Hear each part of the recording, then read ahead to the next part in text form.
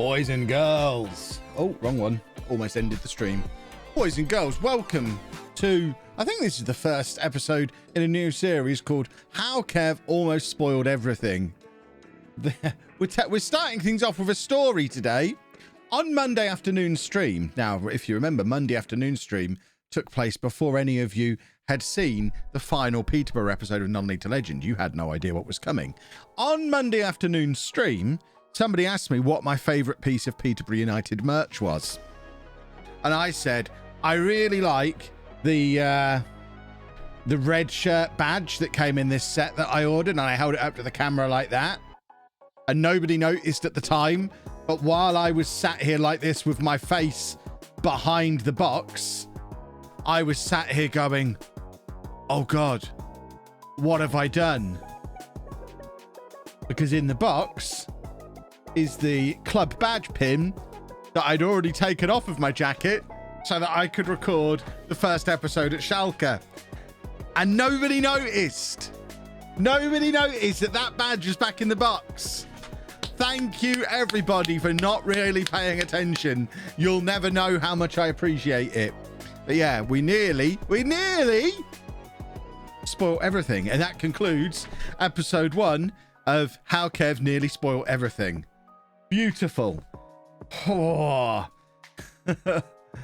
Even if I'd have noticed that, I wouldn't have connected it to you leaving. Good. That's the spirit. Long may that continue. Well, I've not been able to find a Schalke one because you can't buy stuff from their store in Germany. They don't send to the UK because of Brexit. That's why I had to get all of the stuff off of the Umbro website. And the Umbro website don't do ties or pins. There's some pins on eBay, but they all take like a week to come. And at the time, I wasn't sure.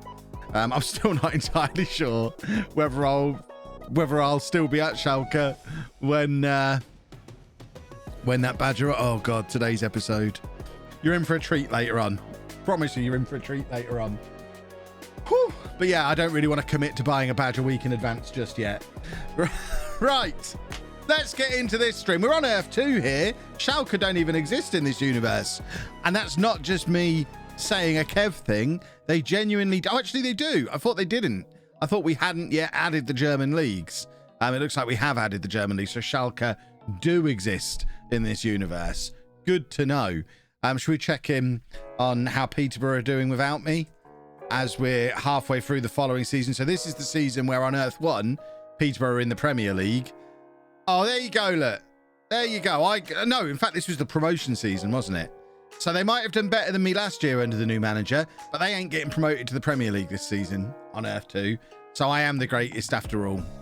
That confirms I am the greatest.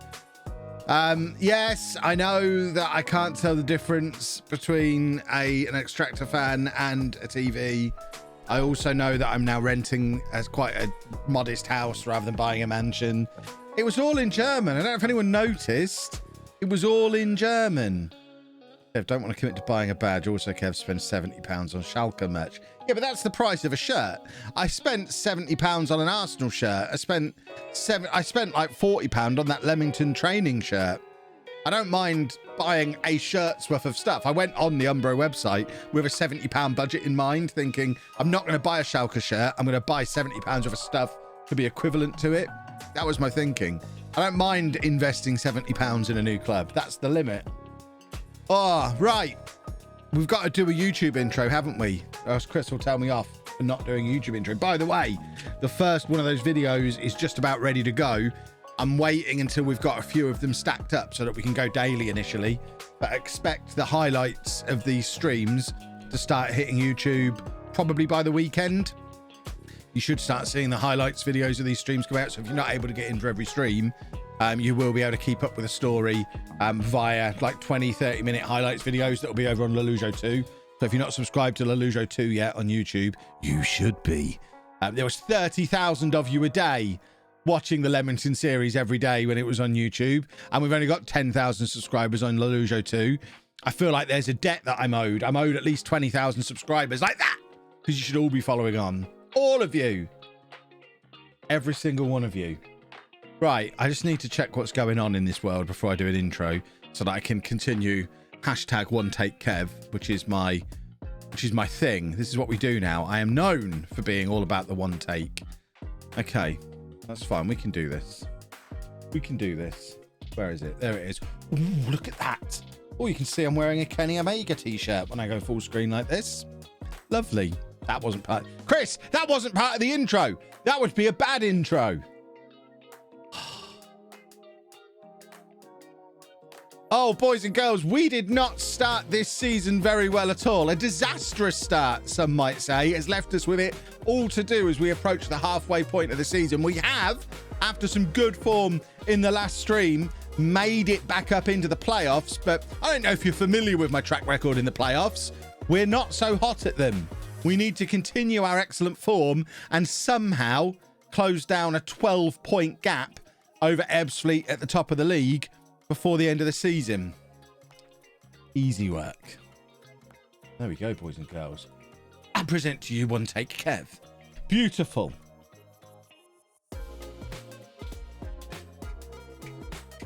That intro's too long. Says someone who knows nothing about intros. A good intro is 15 to 30 seconds long. I think we were about 28 seconds there, I reckon. About 28.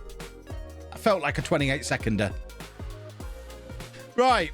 Well, I mean, we've got to do all that stuff I just told YouTube about, really. We did go into a really good run of form. So the start of the season was absolute bobbins. As you can see, it was a disaster. We even tried a new formation, and that was a disaster. And then in the last stream, we were still experimenting with formations. I think this is where we started the last stream. We started with a couple of defeats. I started to panic, but then we committed there, I think, to stick with the 4-2-3-1 that had got us here for at least 5 games, and then we won all 5 of those games and carried on being really quite good. There was a long while where we hadn't won a game with Theodros in the team. We were only winning when he wasn't in the team. But we now have broken that problem as well, and we even have picked up a win there where he scored the winning goal, which is lovely to see. Little bit of a wobble towards the end of that stream. We've only 1 win from our last 3 games in the league, but we have made it through to the first round of the FA Cup. First round draw hasn't happened yet. But what we'd really like is a nice cup run through to the 3rd round, all the money that brings with it, and another run of consecutive victories in the league, because we're 1 game away from being at the halfway point of the season, 12 points behind Ebbsfleet. Ebbsfleet have got to start bottling this at some point. They're on course for like 105 points or something absurd over the course of the season, which nobody gets 105 points. We cannot budget for them getting 105 points. Last season was the highest point scoring season in the history of the conference. The champions got 98 points. And then there was all of us on 92, 90, everyone down to Aldershot. I remember us saying everyone down to Aldershot had enough points to have won the league any previous season of the save. So this is much more, sort of 90 points is much more of a standard target. So I would expect them to have a 7 or 8 game wobble where they do start dropping some points and maybe only pick up 40 points in the second half of the season. Well, we've picked up nearly 40 in the first half. So if we can have a second half of the season, we're working it all out. If we can have a second half of the season as good as their first half of the season, while they have the wobble that they're almost guaranteed to have, we can make things close. But we need to be that good. And we haven't been. So that all starts today. I don't think we've got a match immediately. That would have been a lovely roll straight into a kickoff, but I think we've got to press continue for a week before we can get into a match, which is, I mean, it's sad. That would have been perfect. By the way, I think we've already had some subs in as well. So thank you to Random John. I didn't ignore you. I think it came in while the countdown was on. Thank you for 14 months. Damon's in with some bits as well. Thank you very much. And what's going on in the chat? Shall we have a little look? What's a good squad size? Depends what league you're in. If you're at this level, 22 is plenty. 2 players for each position. You don't even need a 3rd goalkeeper at this level. Your youth team goalkeeper will be fine to sit on the bench if your first choice gets injured. You're not going to have, I can't believe I'm going to say this because I'm tempting fate. You're not going to have 2 goalkeepers injured at the same time. Just won this league with Wrexham on 108 points. Yeah, but that's you as the player. That's not you as the AI. The AI isn't getting 108 points. The AI is not getting 100 points. It's just not happening. Oh, I've just skipped over the draw. So we're away against Yeovil. Yeovil, who are mid-table in this league. So, I mean, it's a winnable game to get us through to the second round of the FA Cup. Have I sorted out the renamed player from the last stream? I doubt it. Should we do it now? I'll just load up Discord. Just got to Schalke on YouTube. I was pretty excited to hear about this continuation. Yay, good. Welcome along. For anyone who asks at some point, I haven't kept a similar save for Peterborough. So there's no way to go back and continue from the moment we left Peterborough. I didn't keep that save. I've exported the team for the LOLLUJO Cup, but we can't go back and continue the save. Frederick, thank you very much for the 5 gifted subs. That is very, very kind of you. Much appreciated. Right, name of the game. Connor Howard wants a Spanish youth team striker, like a Spain international type chappy. Let's do that. So if we go to the Spanish, if you want a name in the game player, it's all through channel points. So I don't want you all asking. So Spain under 18s, they've only got one striker. His name is Marcos. Because we have attribute masking on, we have no way of knowing if he's any good. And because of the new way transfer values work, we really have no way. In the past, with attribute masking, we were able to just sort them by transfer value and give you the best one according to transfer values. But we have no concept now of if Marcos is going to be any good or not. But you asked for a striker, you get a striker mods. If you can remove Connor from the name in the game list now, that'd be super. And there you go. Connor Howard has his striker. Lovely old stuff. Right. How would you do the LOLLUJO Cup with the versus mode nowhere to be seen? Well, versus mode's coming out in spring, isn't it? So I figure it'll work similar to the old versus mode on touch. Maybe with a few bells and whistles, or else it would have just been out when the game came out. But I figure it'll be an option on that. If it's not, then I'll just get someone to make a custom database. Shouldn't be that hard. If I just send somebody all the teams. There's plenty of you nerds who know how to do all that stuff. So I'll just, just get someone to make me a database for it. But I think versus mode will be out by then, and I presume you'll be able to do it.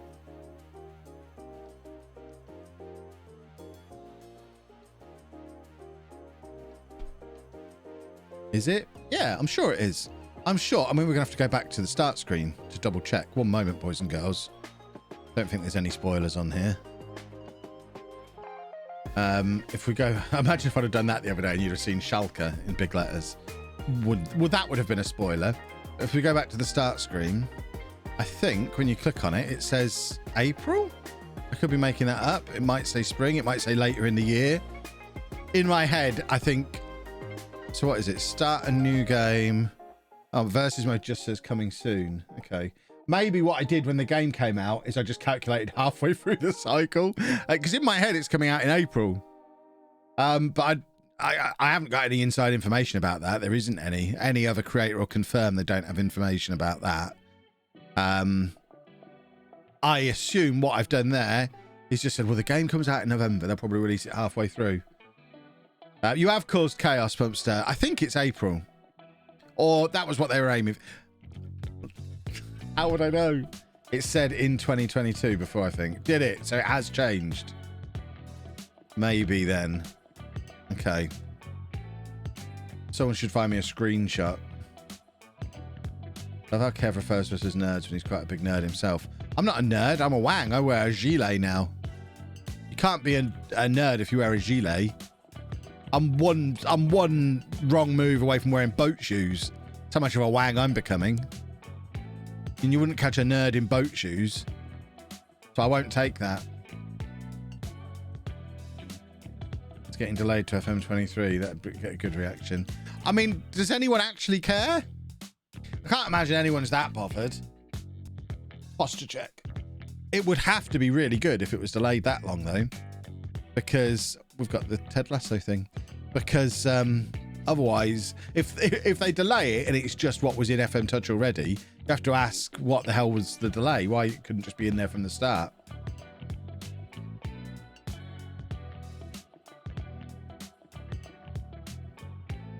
Aren't you a nerd and a gilet, an undercover nerd? I am. That's the party line, but what that doesn't tell the full story of is that I really quite like the gilet. And I was sat in here editing yesterday and Anna walked in and I was wearing it. No camera on or anything. just a normal t-shirt under it, but I was wearing it because it was a little chilly in here, and it's really comfortable and keeps me nice and cozy. So I think I'm a gilet guy now. I think I'm gonna get one that doesn't have a Schalke badge on the front of it, or I might just become a Schalke fan, then I can justify wearing it in public. James, thank you for 3 months. I do hope for one of the intros from Non-News Legend is me learning German dancing. I mean, I work in a cupboard that has no spare floor space in it, so I'm not sure where I would film me learning German dancing. I'm not even sure what German dancing is. What's German dancing? Germany's famous for sausages, isn't it? Sausages and beer. I don't drink beer. I did have a sausage for tea last night, a big sausage, to celebrate starting at Schalke. When you get a gilet, don't wear a flat cap with it. People think you know more about livestock than you actually do. I've got hair. I don't need to wear a cap. I have a full head of hair. Surprised you've not been out and got a Leamington gilet. I bought all the Leamington merch that was available in my size on their website. I don't know if they've added new stock now, but the only thing I had was that training top. I couldn't even buy a replica kit. Alfie, thank you very much for 21 months, which in turn is what's led me to buying training tops at every club now. So I've now got a Leamington training top, a Peterborough training top, and now I've obviously got like 4 Schalke training tops. So apparently that's what I do now. I don't buy the kits that they play in. I buy the kits that the managers wear. Oh, see, that was good. That was a penalty from the moment that run started. It just felt like I've now played enough FM22 that I'm starting to notice the patterns. And feel free to go back and check. Frenchie. I knew that was a penalty from way out. Which, on the topic of going back and checking, clips. We have got the clips section on Discord now. As mentioned in the last stream, and I'll keep mentioning it to remind you, if anything tickles your fancy while we're streaming, clip it. Just clip anything and then post the clip in the clips section on Discord. That goes for YouTube videos as well. We've got the clips feature on YouTube. So any clips from any YouTube videos, any streams, new or old, they don't have to be current content. They could be from years ago. You can sit there going through the already made clips if you really want to, but post as many clips as you can in the clips section on Discord, because once a month we're going to do a giveaway for someone who has posted a clip that Chris then ended up using as a TikTok or a YouTube short. We're going to be starting very soon. Once he's caught up with editing these streams down into videos, his next task is we're going to start doing daily TikToks / YouTube shorts that are based on clips from old videos and streams. So we need like 30 good clips a month going forward. So as a way of sort of crowdsourcing that work, finding 30 good pieces of content to put out in that way every month, I'm going to do a monthly giveaway of something. I still don't know what the something is, but there will be a giveaway of something, and it will be good for every person who posts a clip that we then end up using on TikTok or YouTube.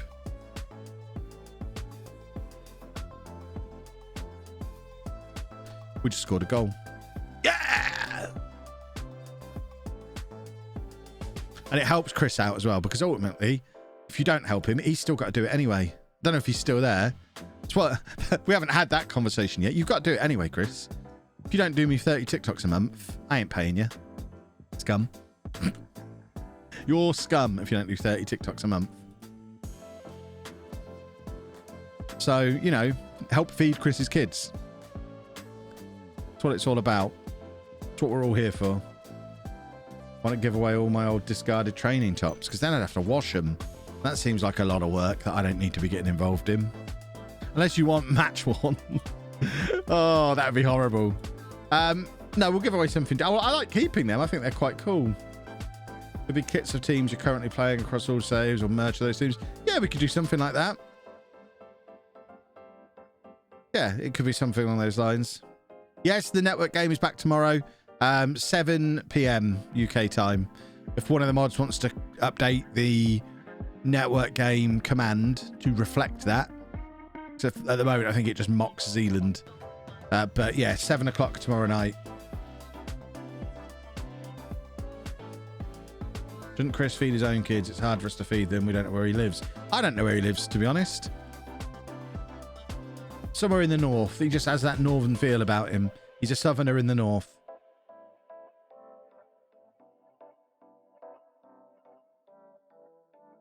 Not far from kids at London Road carrying signs saying, LOLLUJO, can I have your shirt? No, because then I'd have to take it off and you'd have to see what's under it. And that, no one wants to see that. Oh, should we go and should we manage Middlesbrough? Oh, it sounds like someone's at the door. One moment. One moment.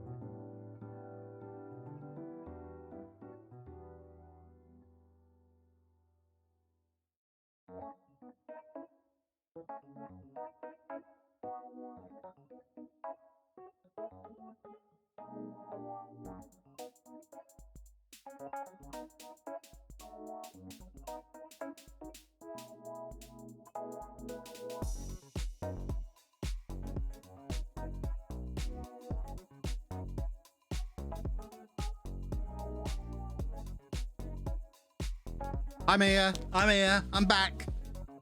Oh, I'm back. Hold on. Hermes collecting shoes. Proof of collection. Ah, right. Where were we? What I was going to say is the guy who got the Peterborough job when I turned it down is on the verge of being sacked by the looks of it. Serves him right for not being me. Ha! You wish you were me. Drive to Leamington for a vlog, perhaps watch a game at home. That's the plan, once the weather's a bit better. I'm not going in the cold. I don't like the cold. I'll go and watch them in May or something, when it's warm. My Hermes usually delivers stuff, doesn't take any shoes. Yeah, but I've been trying to get some walking boots because my boots that I've got are annoying and uncomfortable. And they're a little bit too big, so I was sliding around in them, but I've got awkward-sized feet. So I've been ordering walking boots for like the last week. I've had like 5 pairs turn up, trying to find some that actually fit comfortably on both feet. I finally found the pair, you'll be delighted to know. But it does mean I then had to send back all the other ones that I ordered. So they were just collecting this big pile of boxes full of walking boots. Would I ever consider doing the Super League if invited to participate? Which one's the Super League? There's one of them that I can't do because it's too much of a commitment. I don't know which. Basically, the one that I don't know the difference between any of them. I've never watched any of them. Not anything against any of them. I just don't really watch anything on Twitch. But people who do are cool. Good save, Kev. Good save. There's one. There is one that I was invited to, but it was like you had to commit to it for 9 weeks. Or something like that, and it's like, well, I'm not going to do that. No. Couple of days, maybe. But weeks, no.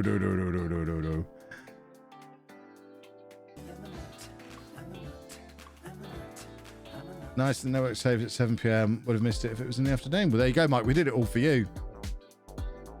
Also, something I did for you, Mike. I don't know if you've seen it on Twitter. I didn't call you out by name, but this was basically directed at you.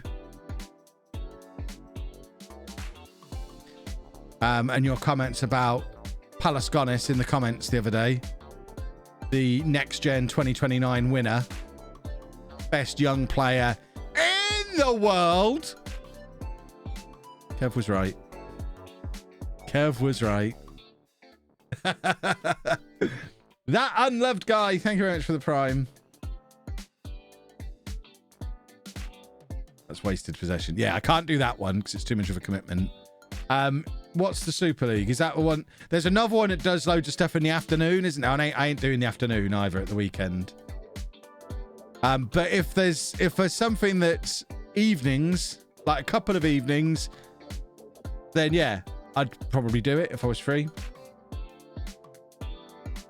But I ain't doing weeks on end, and I ain't doing afternoons. George probably already said, but love the way non-session just turned. I was worried it was going to get very similar to last year. So was I. I was very worried it was going the same way as last year. I was towing a very fine line between realism and content creation.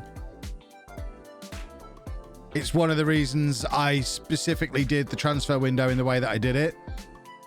Because I think it is within the realms of realism for a manager to decide to do a transfer window exactly the way I did it.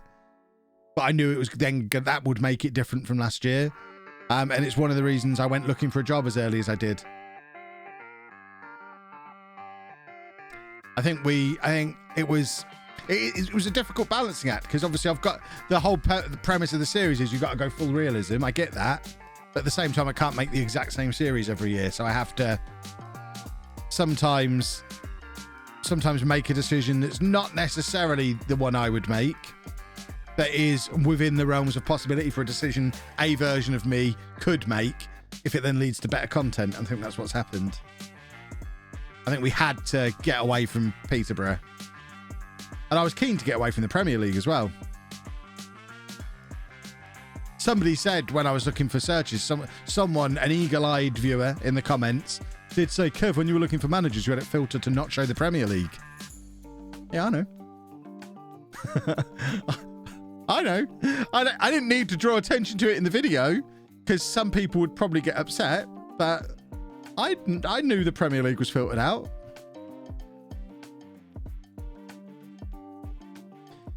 I think for 24k in that position, it's a no-brainer. Oh, yeah, absolutely.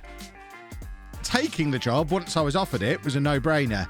I don't think I would have been offered an interview without applying for it, though. And I think if I was playing through... If I'd never managed Peterborough before on YouTube, I don't think I'd have been applying for jobs. I would have quite liked to have seen out that season. But I think in the circumstances, applying for jobs made sense. And then once the job offer came through, once it was Schalke, with that stadium and that youth setup and that salary, I mean, it's an amazing opportunity.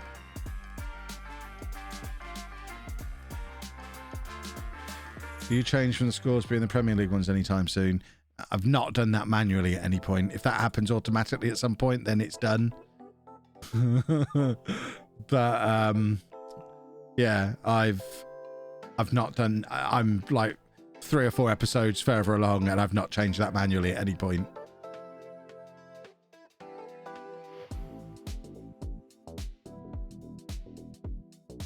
Have you seen my information on Schalke and Germany on Discord? I haven't really been on Discord. I will go and have a look. Is it fun information or useful information? I'm more interested if it's really fun information. I'll have a look regardless. Millie-Ann, thank you very much for 3 months. No offense, Kev, but if you said it Posh, I think jobs in the Prem would have been done anyway. Would have been a good mix to see you actually fail besides the slow growth at Bristol Rovers. I mean, I've basically jumped ship to a team in the exact same situation. So I think failure is just as likely at Schalke as it was at Peterborough. They're both very similar. Really young squads of players who aren't ready yet, who are having horrible seasons. So I think it just has more potential to go somewhere interesting afterwards.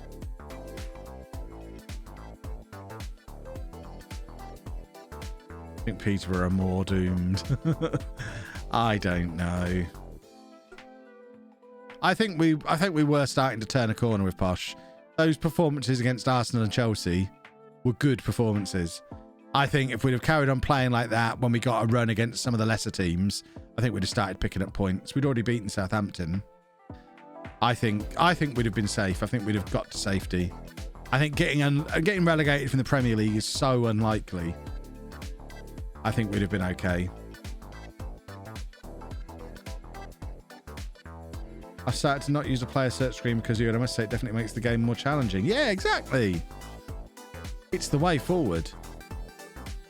It's how you get the longevity out it. Is my computer better than Monday's stream? I don't know if you saw on Twitter, it gave me, like, when I restarted it, it gave me the big blue screen installing thing, not the blue screen, but the Windows thing that it does when you first install Windows. So I don't know if it had done a Windows update while I was streaming and that just bricked it or something. But I restarted, it did that, and then it's been absolutely fine since. So I think it was just something had happened in the background and it didn't like it. Who is going to win the Royal Rumble? No idea. I haven't watched any WWE since WrestleMania. That's a nice goal. Aren't the WrestleMania main events going to be, isn't it Roman against Brock? So I guess you need to get the title off of one of them. And then, depending on who they're going to put one of those titles on, you then have to have a logical opponent for them, presumably.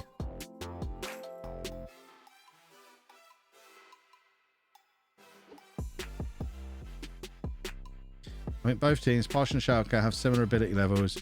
If you had that Posh team in the Bundesliga, they'd probably be in a similar position. I don't know. I think the Peterborough team in the Bundesliga would probably be mid-table. The Bundesliga seems like it's got 2 or 3 good teams and then a bunch of bobbins in it. Of which Schalke are very much in the bunch of bobbins category.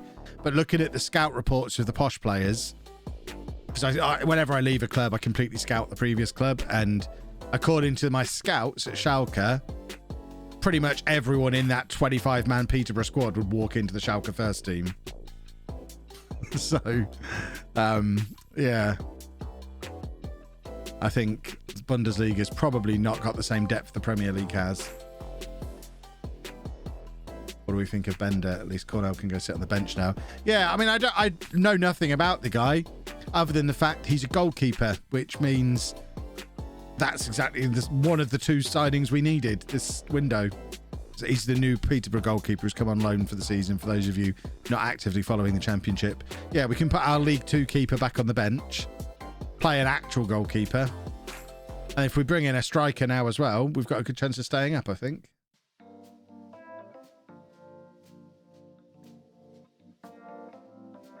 Did I do the draw for the print at the end of Monday's stream? I didn't. We'll do that after this game.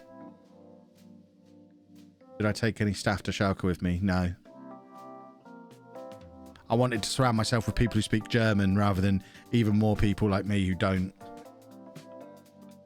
Bender used to be decent on FM, but I think his reputation has taken a little knock over the last couple of years. Well, I guess he's been sat on the bench for Swansea for a while, has he? That's the only logical reason why we get him on loan. I haven't even looked at how old he is, what his previous career has been or anything. I don't know if he's any good. Normally when a new signing comes in, I go and find out about him and decide if I think they're going to play or not. But I'd have taken any goalkeeper from any level of football and been happy that we brought him in. Ah, he's got 2 hands. Excellent. That's the signing we needed. That's how low the bar was for a goalkeeper for us. So, yay. Bender's a very good shot stopper, not so good with the ball at his feet. That'll do. That's fine. Has he got 2 hands? Good.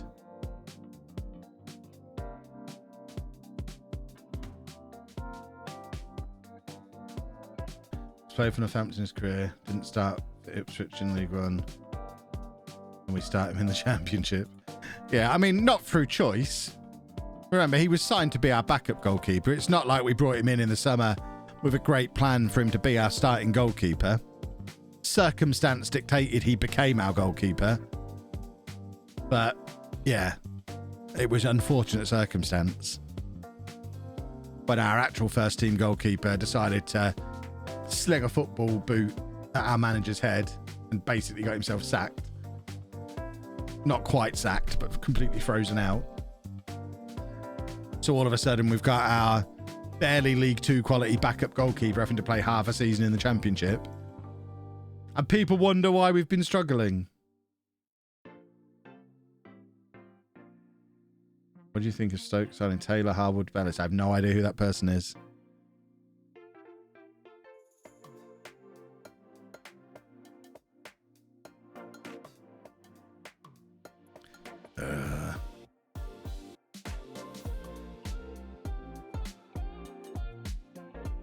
Started the season at #1, we got dropped after about 8 games, and after a poor start to the season, what, Bender?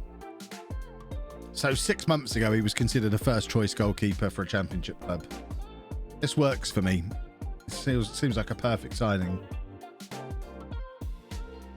You think your adaptability of one will have any impact on your ability to win football matches? Yes, probably.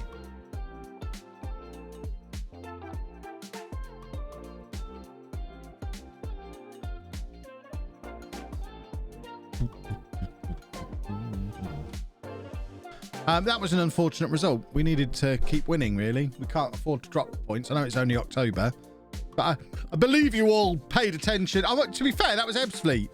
I didn't even know. Why did no one tell me? We've got to stop chatting about other stuff. That was our game against Ebbsfleet. And we were in the lead until the 84th minute. That was a huge opportunity. Goodness me. Well, at least we didn't lose.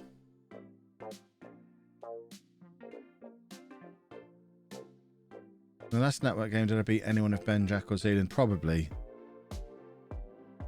The whole tweeting from their account thing doesn't amuse me as much as it amuses them, though. So I didn't do it to either Ben or Jack over Christmas. I think I owe Jack another one. But I'm equally not going to do it because it just, I don't know, just... It seems unfair when none of them are ever going to get to tweet from my account. It feels unfair that I get to do it from theirs. So I don't need to do that.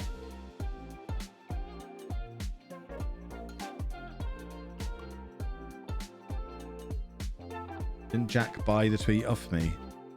I don't really remember. A lot goes on in these network games, and it was 2 weeks ago. All sorts of things happen.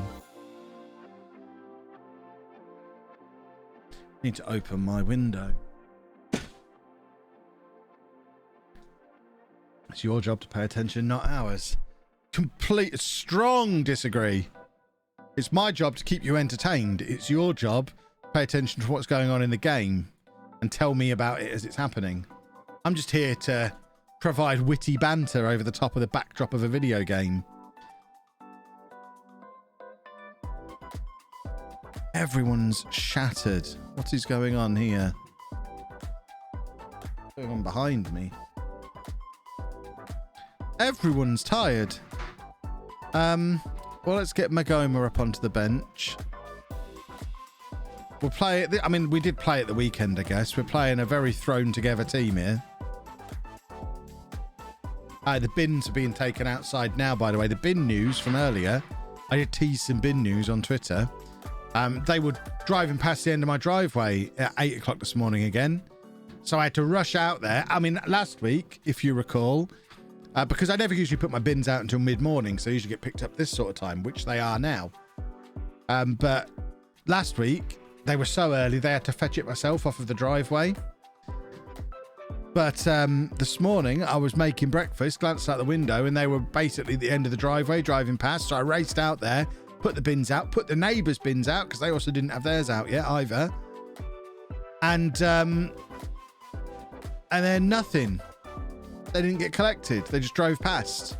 And now they're looping back round again, and they're collecting them now. It's so unpredictable. In my underwear? No, not in my underwear. I don't eat my breakfast in my underwear. I'm not a caveman. I wear my breakfast clothes to have breakfast. Dan, thank you very much for the prime. No, it's not a prime, for the sub.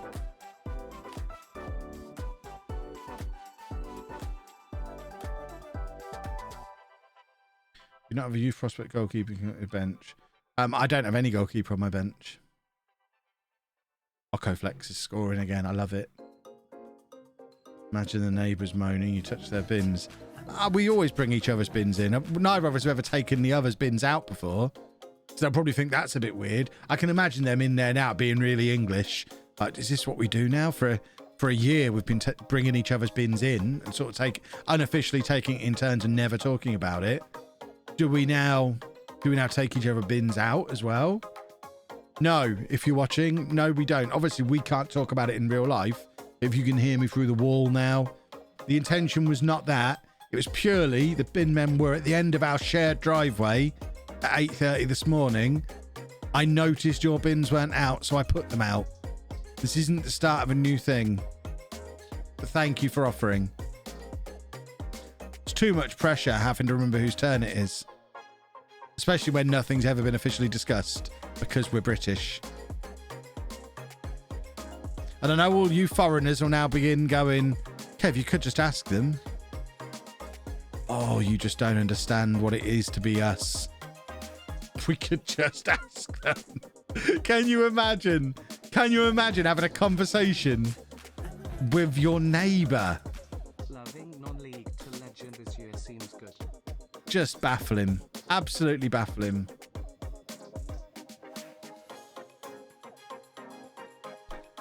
J Mapilsack, thank you very much for the prime. 5 months. Lovely, lovely, lovely.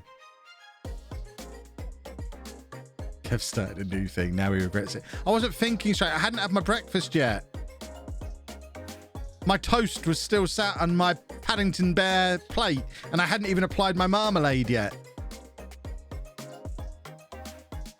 I had low blood sugar. I wasn't thinking.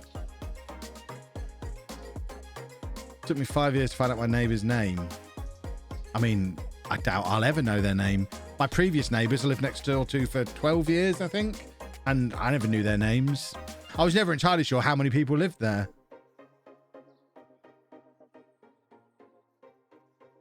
My neighbours used to bother me all the time when I first moved in. Now 4 years later, they barely speak to us. I think they got the message. I'm back from my parents after Christmas. My bin was out. Simply assuming the neighbours needed the extra room for their rubbish. Not asking any questions ever. Please show me the Paddington Bear plate. It would make my year. It's in the kitchen and it's dirty. It's probably in the dishwasher, actually. It was in the Boots sale a couple of weeks ago. Boots, Paddington, breakfast set. That's going to show me something about the Boots in Paddington, isn't it? Which isn't what I want to know. It's that set. That's the set I've got. So that's an egg cup, but I use it as an espresso cup. The marmalade, don't be misled by Paddington being on the box. It was a hotel serving of golden shred. And that plate is what I have my toast on now. So yeah, it's an excellent set.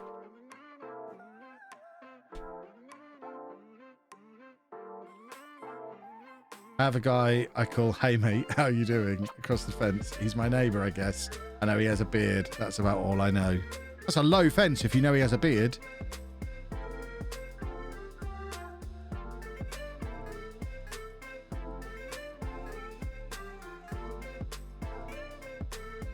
The neighbours used to get the bins in, but they actually opened our back gate and let themselves in our garden. Had to get a lock. We love our neighbours. Old couple and the wife was my dinner lady in primary school. That's pre-existing knowledge. Does it come with just one plate? It does come with just one plate. So you have to stack the toast on top of it. What I tend to do, much to Anna's dismay, is I have a second plate that I put, like if I have 2 pieces of toast, I use a normal sized dining plate to prepare the toast on. And then just before I'm going to eat a slice, I transfer it to the Paddington plate, eat off of that one. And then when I finish the first piece of toast, transfer the second piece of toast onto the Paddington plate so I can then eat from it. I like Paddington. He's a great bear. I mean, not that I want to spark a real hotly fought debate, but Paddington or Winnie the Pooh? I don't know. I think I'd probably go Paddington. They are both great, but I don't know. Paddington eats marmalade sandwiches. Winnie the Pooh has honey. I definitely prefer marmalade to honey. And the fact that Winnie the Pooh's just fingering the honey out of the jar and eating it off of his hands just seems like he's going to get a sugar rush. He needs a bit of substance in there. Paddington, at least he's having his marmalade in a sandwich. Paddington wears a coat that covers his testicular region, whereas Winnie the Pooh is basically wearing a crop top and has everything else hanging out. So I think I'm definitely a Paddington guy. Rupert's better. I hated Rupert the Bear. So he wasn't even worthy of the discussion. Rupert the Bear is not in the same league as Paddington or Winnie the Pooh. I used to change the channel as a kid when Rupert the Bear came on.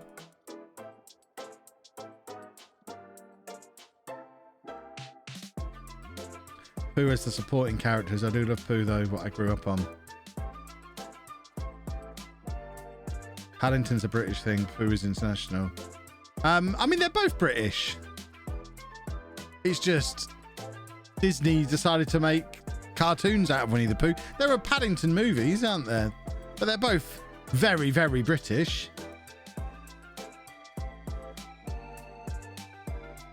Oh, yeah, the draw for the print thing. Good shout. So let's find the tweet. Oh, there was another potential spoiler on the stream the other day. I'm glad everything crashed when it did.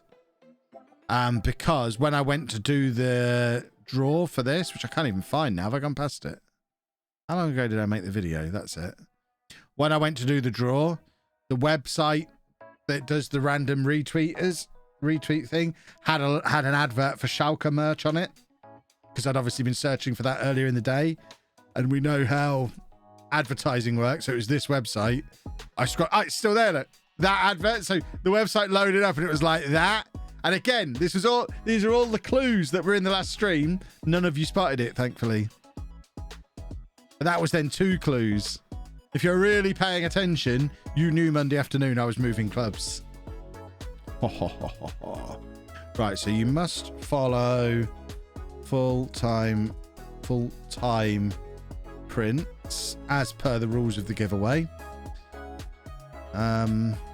Continue. So 147 entries. And we will now begin the draw. The winner is... Why was Cobbler Sean rejected? Oh, because he doesn't have a banner. Sean, you were rejected for not having a banner. Oh, I can't control. Is Sean here? I can't be held responsible. Why don't you have a banner, Sean? Oh, my word. Oh, let's all hope Sean's not here and he'll never know. Why would that reject it? It makes him look like a bot. Oh, botty Sean.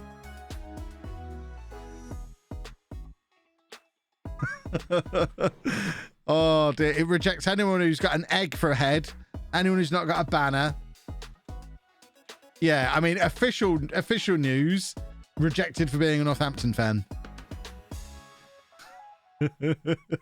Oh, I cannot believe that. The injustice of it. But rules are the rules. It would be wrong to Rahid Khan now if we said, well, Sean, it was unfair. So this guy wins. So I will... I'm sorry, Sean, for you still being there. Let's retweet. Give them both it. I mean, it's not my decision, is it? It's not my giveaway. We have a winner.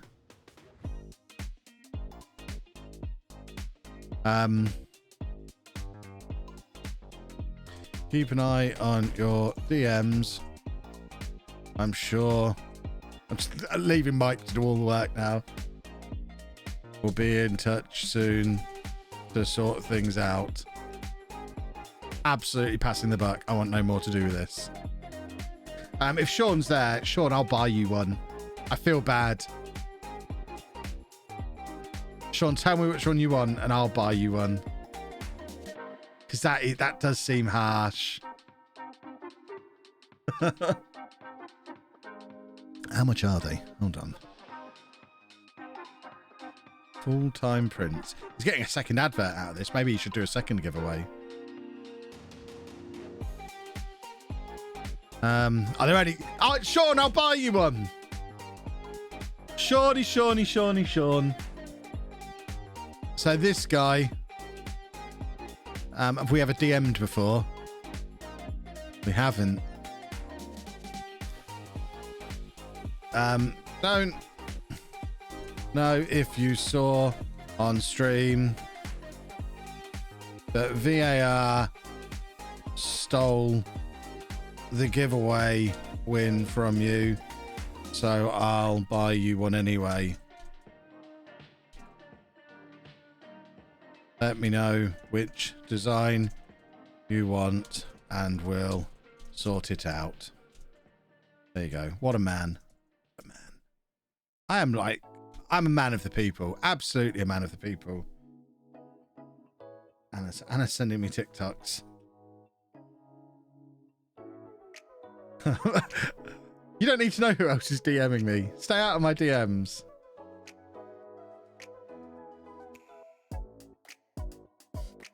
Dupe was wishing me a Merry Christmas, was he? What? And I just completely ignored him. No reply. Just Merry Christmas, but complete ignore. I'm not a very social man. When I tell people I don't use my DMs, I mean I don't use my DMs. I don't ever check them. Merry Christmas, dude. Anna is telling me to watch this thing now. I can't share it with the stream, Anna. It's bad protocol to show this on the stream now. In Avengers Endgame, which takes place 5 years in the future, we see Korg using a PlayStation 4. This is because the PlayStation 5 is still sold out. Did you know? Jesus. I don't know if you heard that. It was a TikTok that said, did you know in Avengers Endgame, which takes place 5 years in the future, we see Korg using a PS4. That's because the PS5 is still sold out. Anna. You have an editor now. You need a personal assistant to do DM answers. I mean, do people really... My thoughts on it are... My reason I never really used DMs is because as a teacher, it was just really dangerous territory. I wanted any social media communication to always be public. So I've just never been in the habit of doing DMs. I never open them on Instagram. As you've just seen there, on Twitter, I'll sometimes send DMs. Instagram, I've never even opened the DMs. God knows what's in them. But I just don't do DMs.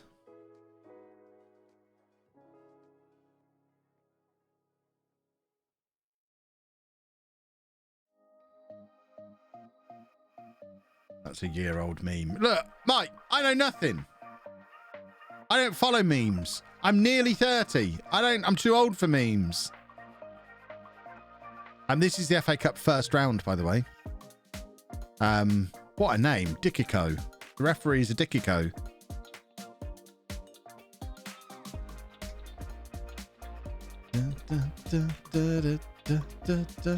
Come on, boys. We want an FA Cup second round. We're better than Yeovil. All the neighbourhood dogs are barking. They know we're better than Yeovil. Oh, that's a beautiful little turn there. That deserved a goal. Okoronkwo. Stunning stuff. I don't really play FM22 mobile. Now, someone asked me about that yesterday. I did make a video on it the day it came out. I had a quick look, but I don't really play it. I don't go anywhere. I don't need to play FM mobile. And if I go anywhere, I usually have... I was going to say my iPad. That's a sore subject. But I always have my Switch with me. So, like, when we went away on holiday before Christmas, if I'd have wanted to play any FM while I was there, I would have played touch on my Switch rather than mobile on my phone. But to be honest, I was on holiday. I didn't touch FM. Just like if you're a butcher and you go on holiday, you probably don't spend the week chopping up chickens. Noticed Lemon, thank you very much for 2 months of Subarinos. I use the Game Pass app to play the Xbox version on my phone when I'm out. Nice. Hope you're not missing out on those special sponsors DMing me on Insta. To be honest, if they're so thick they can't read my Instagram bio, which clearly says something along the lines of business inquiries, email, and then has my manager's email address on, if they can't be bothered to read my bio, then they don't deserve all the beautiful promo they'd get out of me.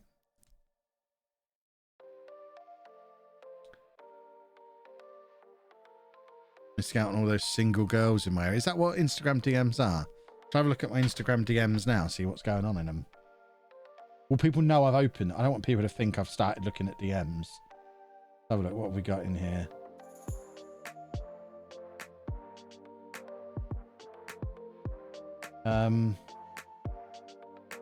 We've got one from 2 days ago asking why I don't make YouTube videos on the vlog anymore because they're boring. There you go. We're answering DMs now. I'm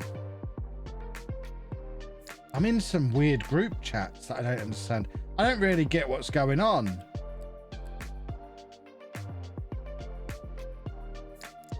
Someone, if you're the guy who sent me a DM on Thursday saying you've got having some trouble with the scouting centre and players search filters, would I be able to help? No, because you've DM'd me and I don't look at DMs. Ask me in the chat now if you're here, maybe we'll do it. Someone else said, I'm doing a Salford save, had 2 promotions in 2 years. I was wondering, how do I build or expand a stadium? Happy New Year. And that was from the 1st of January. That was their New Year's Day message. To be fair, they did say Happy New Year at the end. I'll let them have that. Lego is how you build a new stadium. Just build it out of Lego. I've been mentioned in lots of stories. Someone else asking me where Ricky J. Jones is. I don't know if they mean in real life. That might have been his mum.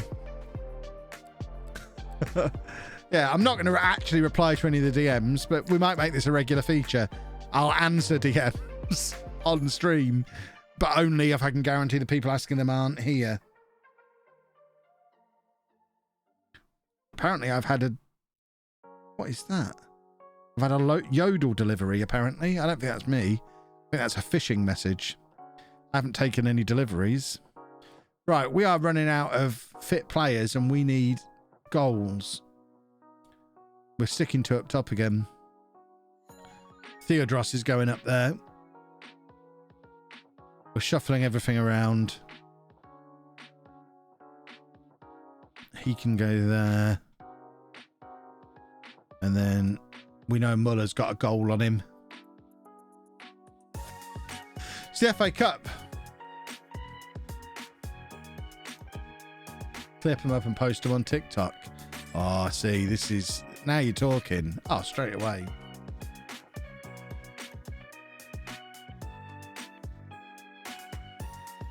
Oh, this is Mrs. Jones. Have you seen my son, Ricky Jade? Always heard he's around your YouTube channel. Tell him to come round for his dinner. Exactly. That's probably what the message was. Imagine Kevs gets sent a message with someone's private parts in it randomly. Why would someone send me their private parts? I don't want their private parts. That's why I had to close the PO box. Actually, that was more people sending hand-drawn pictures of swastikas over and over again. Because some people are really disturbing. This tactical change has made a difference, hasn't it?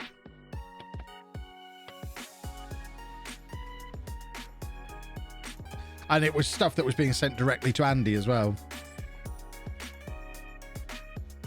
Yeah, I appreciate the fact they were hand-drawn, as if it was like, I'm not just sending you swastikas because I'm a nutcase. I am quite artistic as well. Look, I drew them myself. The AstroTurf samples weren't that annoying because they just went straight in the recycling bin. They didn't even get opened. So that was a marginal, like a very slight inconvenience. But the offensive stuff is why we stopped doing it.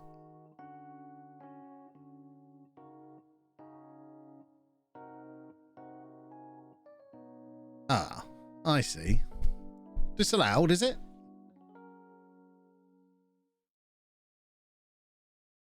What's the weirdest thing I've been sent? Probably Loads of hand-drawn pictures of swastikas. Oh, that goal was given. I thought it was being disallowed. What is this music? This is not... What the hell is going on here? This isn't my normal playlist. What just happened to my ears? Let's try this again.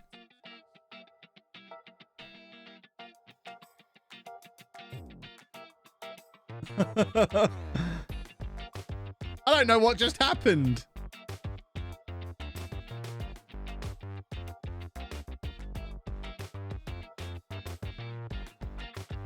I didn't have repeat on the playlist, so I think it went on to the next playlist. Not my kind of music, believe it or not. I like something a little gentler.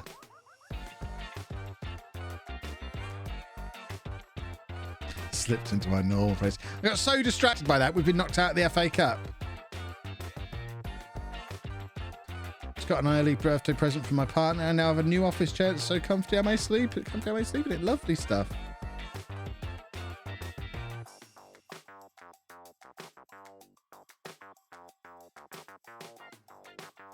She's sending me more TikToks. This one says don't watch until later. I think this is a sad one. She doesn't want me to cry on stream.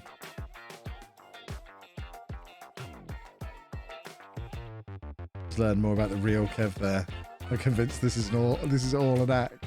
Yes, I actually love the rapping music. I really like it. When I'm considering like a new piece of music that might make it into my rotation, the thing I look for most, my primary thing that I'm looking for, is to not be able to understand a word they're saying. That is like criteria number one. And the odd word that I can pick out, I want it to be a swear word or a racial slur. That's really what I'm looking for in my music.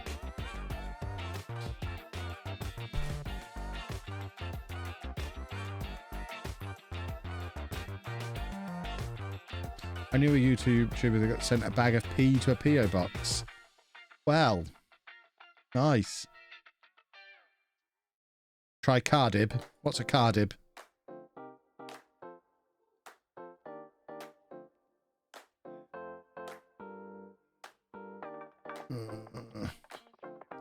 We've got to rest our starting centre-back partnership. This can't be good. I hope we're not playing anyone any good. Oh, dear.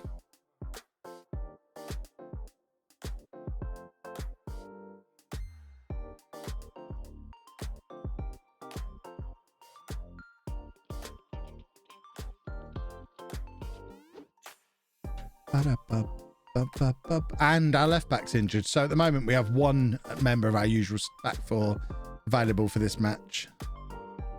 As we are in a little bit of a wibbly wobbly patch. I said we had to win all of the footballs, while Ebbsfleet had a rough patch. What we've actually done, although to be fair, Ebbsfleet have hit their rough patch. We're now only 9 points behind them, even though we're wobbling too. We need to sort our lives out and get ourselves to the top of the league. Have I ever used a nap tactic? Have I ever met Nap? I don't know what a nap tactic is. Or who a nap is. I hear Zealand mention them occasionally, and I don't really know what that means.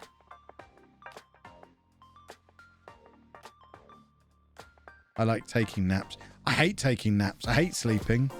Me and Anna were having this discussion the other day. Hate sleeping. I wish I could just not ever have to sleep. It feels like such a waste of time. I'd much rather be awake and doing something.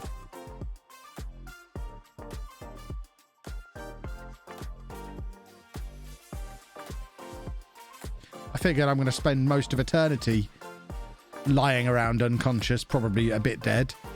I don't want to waste part of the time when I'm supposed to be alive lying around not doing anything.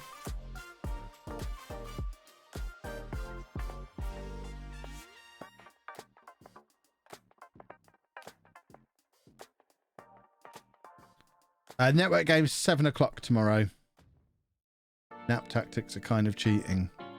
They're just, so I'm showing my. We've got another example of old man ignorance coming up because I'm sure this is a stupid question. But is nap so? Nap is a person. It's not a type of tactic, right?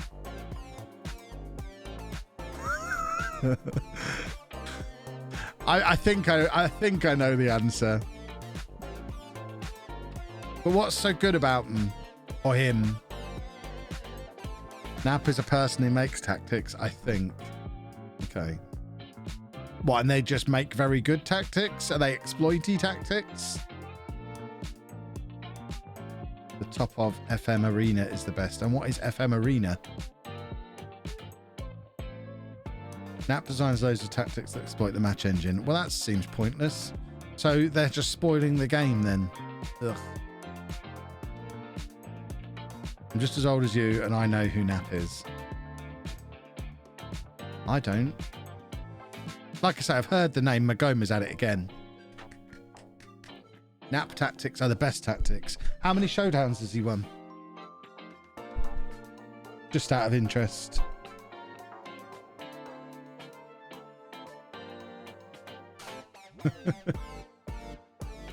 Why did I quit the network save? I haven't quit the network save.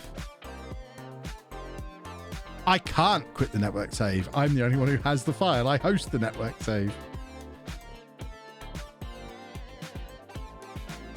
Churns out hundreds of silly looking formations with the intention of breaking the match engine. I don't really get it. There's so many that I don't know which one you'd pick anyway. Yeah, it doesn't sound like it appeals to me. Significantly younger, thought nap was a short sleep. Exactly. Oh, Magoma's in again. Oh, Paris Magoma's a wonderful man. Can't believe I ever doubted him.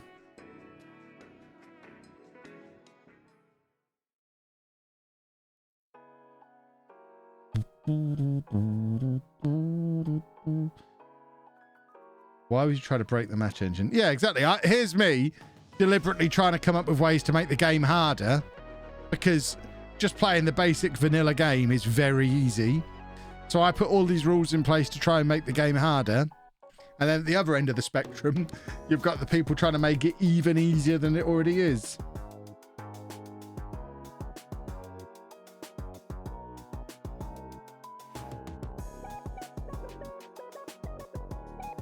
I used one when I first started playing FM again. I'm talking about first game since Jumpland 97, 98. Wow.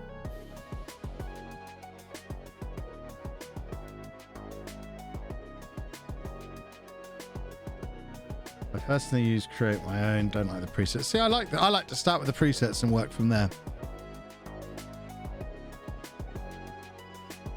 Be interesting, kind of like speedrunning, just trying to exploit the game as much as possible. Yeah, see, I don't like any of that either.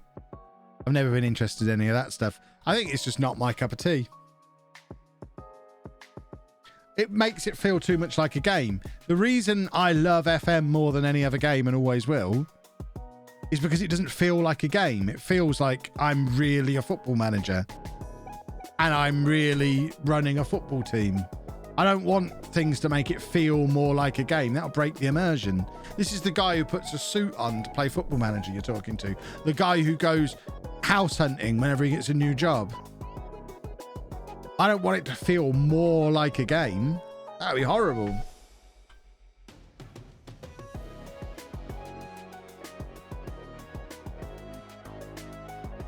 Don't ever forget the Gila. I might put it on now. Put it on now. Oh, yes. Oh, yes. Here it comes. Here it comes. Oh. Oh, oh, it's so comfy. Oh, yeah. Beautiful. Got my lovely gilet on.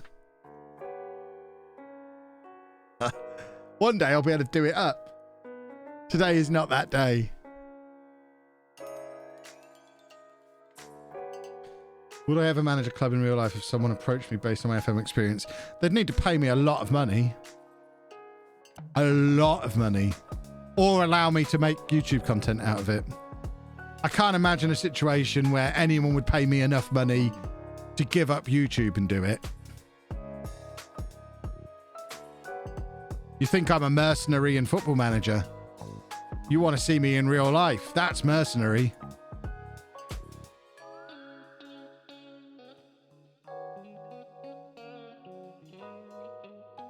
Now the Leamington fans asking why is our manager wearing a Schalke gilet? Because I went there on, here you go, in-game reason. I went there to observe coaching being done somewhere else as part of my ongoing development as a manager. Now I've got my Continental Pro license and they gave me this sexy gilet because it was a little nippy. As and when Leamington release their own range of sports leisure wear, I'll wear a Leamington gilet. It is going to get quite hot sitting here wearing this all afternoon. It's all right wearing it in short vests for videos.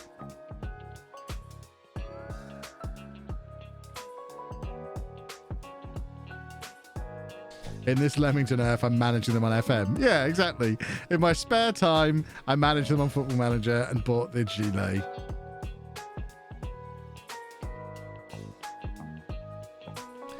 We're thumping this lot now. I do think I should maybe pair this with a baseball cap. I think it would look good with a Schalke baseball cap. But again, that's the sort of thing you have to buy direct from the club, from the actual club shop. The Umbro website only had the clothes. It didn't have hats and ties and pins and all the other stuff I'd like to be able to buy. I want a gilet now. Never had any gilet interest previously. I mean, I'm exactly the same. I've always thought if you wear one of these, you are a wang. But now I'm wearing one. I'm like, oh my word. It's comfortable and sexy. I now get it. Give me some boat shoes. I am going full wang.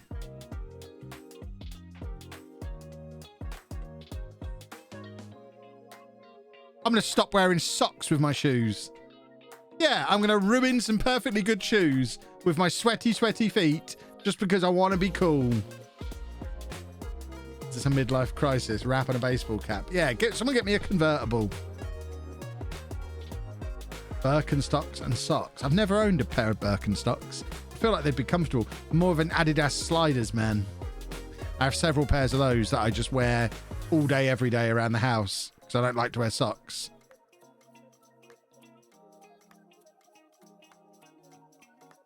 With the gilet and hat, did you just see Wagner managing Schalke? Wasn't he off of X Factor?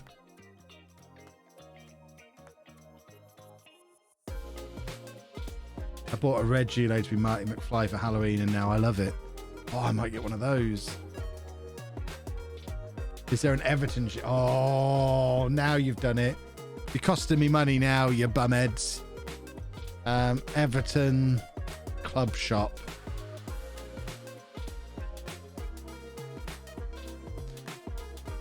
Oh, there's a sale on. Well, what? I paid full price for mine. What the hell? What the hell? Won't be under training, will it? Fashion accessories? Jackets? What does it come under? God, they go up to 5XL. They make them fat up north, don't they? Goodness me. Jackets, maybe. Maybe it's a jacket.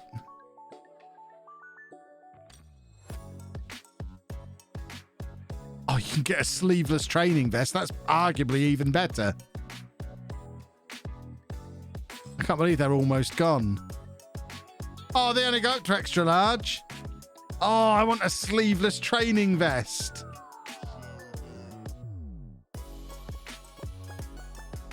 Search for gilet. How do you spell it? Is it like that? Or is it double L? I don't think they have it. That's a shame. Tops. They don't have anything fun. How boring. Everton are boring. Oh, hello.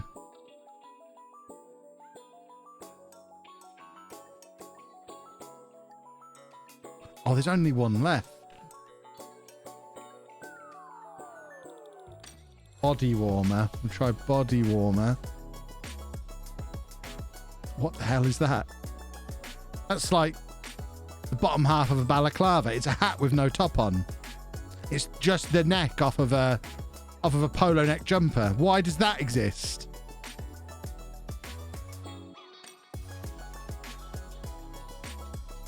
Well, no Everton gilet, I'm afraid. You need German style to be able to get away with one of these. Why are you all yelling snood in the chat? This Cristiano Ronaldo just scored a goal. That's what they all yell when that happens, isn't it? Everyone's there in the chat. Snood! Search Everton gilet in Google. You'll find them, but not from the club shop. Hold on then.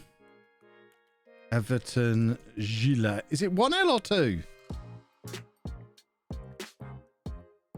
They're quite expensive. I only paid £16 for this one. That's one of the reasons I love it so much, because it was so cheap. I'm not spending £45 on one. Nah, they can do one. I'm not spending those kind of prices.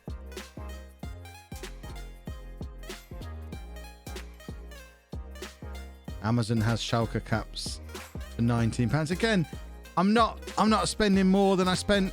You've got, everything has to be compared to just how cheap this Schalke stuff was in the Umbro shop.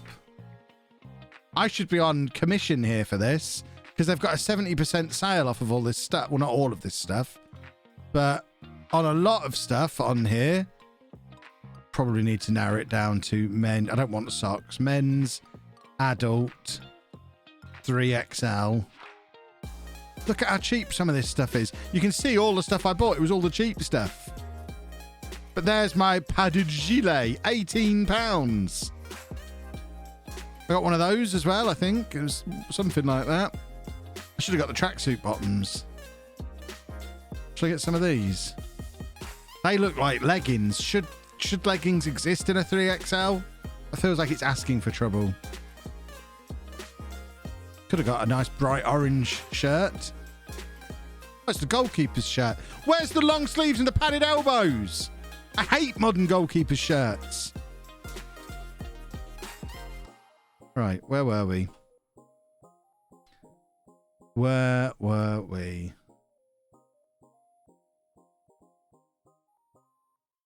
Found a cap for Schalke in the Umbro straw, tagged you in the tweet. I mean, I didn't actually... Did I look? I had a tentative look. I guess that would be under unisex, wouldn't it, for a cap? And then probably without a size. What other merch? I could get a bum bag. Or a waist bag, apparently it's called. I would consider a waist bag something else entirely. Oh, they have got a cap. Oh, why did I not get this? Will it fit my enormous head, though? That's the question. Might have to get one of those.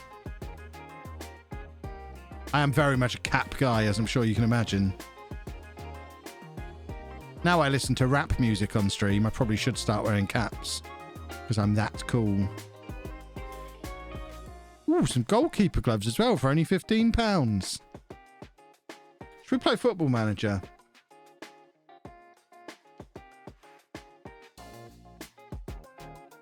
Need an orange goalkeeper kit for the background.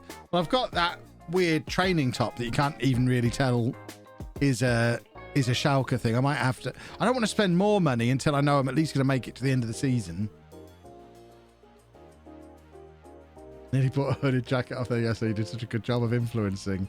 I did copy them in on Twitter just to try and get them to notice me. It's like, look at all this promo I've just done for you.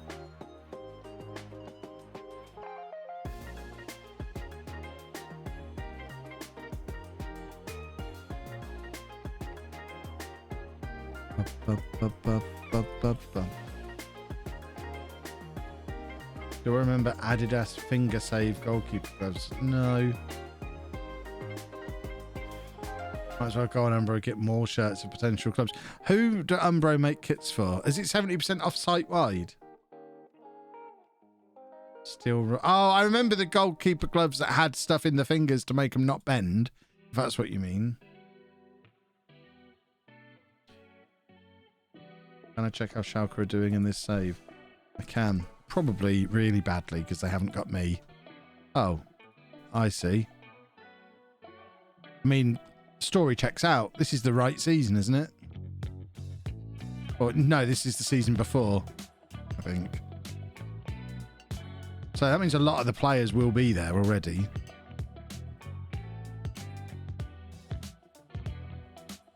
Or surprisingly few of the players are already there. Oh, Hollaback's there though. There he is. Uwe Hollaback.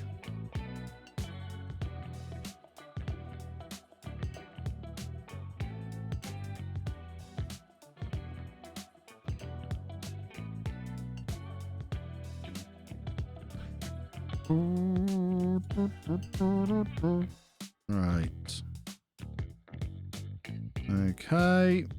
Get that sorted as well. We don't need two right backs on the bench. Bob is your uncle.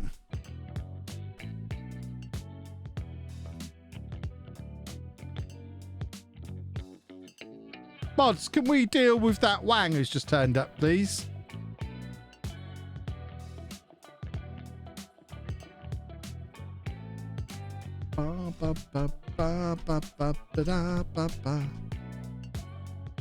I think more than a timeout is needed on that one, Scotty. A permaban and some...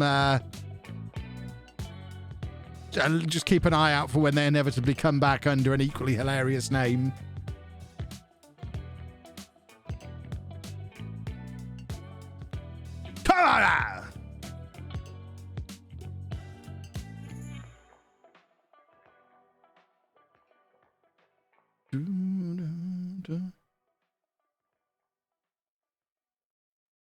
In the middle of my Frey Bentos pie. What, you're sat in the tin? Obviously upset you never responded to a DM. Yeah. They still don't know how to do their, whatever it was they were asking for.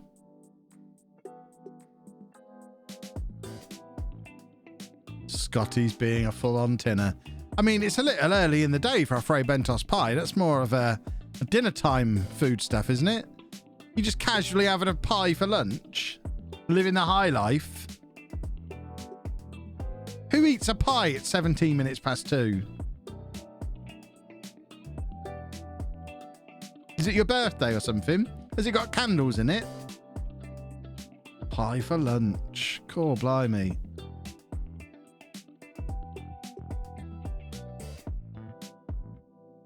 I think we've just given away a penalty there. Newcastle are going to stay up this year. I mean, if they keep making high quality signings like Chris Wood, absolutely. Oh, Frenchie really does love saving a penalty. I can't believe we ever lost faith in Frenchie. He is a hero. That's his second penalty save of this stream. Are you having anything with the pie?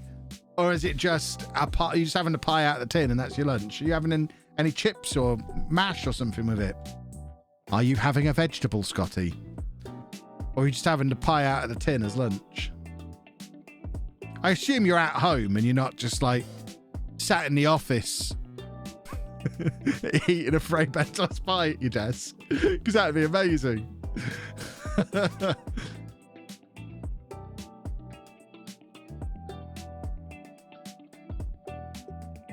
Sat on a bench in town. Yeah.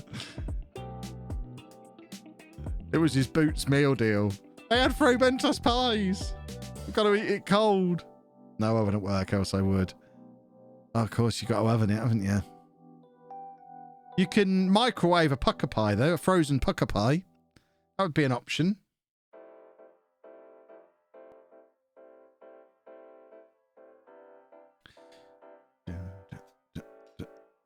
That's a corner right there. I mean... You can tell we're full time now and we can train set pieces.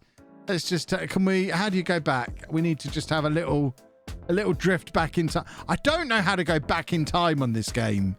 Go back 10 seconds, 20 seconds, play. play. Let's have a look at this corner once again, everybody, because this is 6 months of set piece training you're about to see here.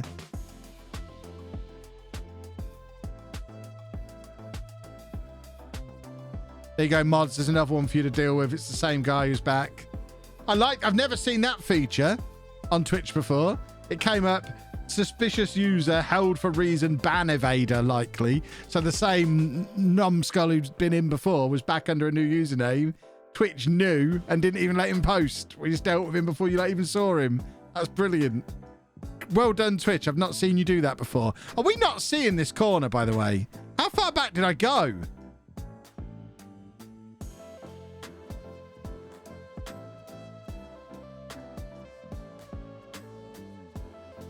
Oh, Dixon Bonner, what a man.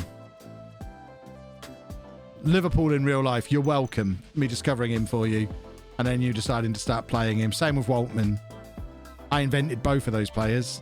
I had them first. I own the intellectual property for them. Oh, Magoma trying to do that for the 10th time this season. Ha! Yeah. If you are the guy who's trying to evade the ban, and you're a little bit frustrated that Twitch is onto you, might I recommend !NordVPN. If you do come in via a VPN, Twitch won't be able to identify your IP, so you can register as many usernames as you want and really annoy us in the chat, and we'll just keep banning you. So that's NordVPN. NordVPN/LOLLUJO. You can get a massive discount on a 2-year plan plus 1 month free, and you can register as many accounts as you want. Probably too thick to use it.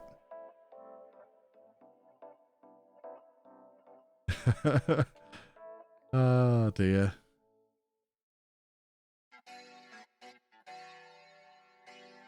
We have fun, boys and girls.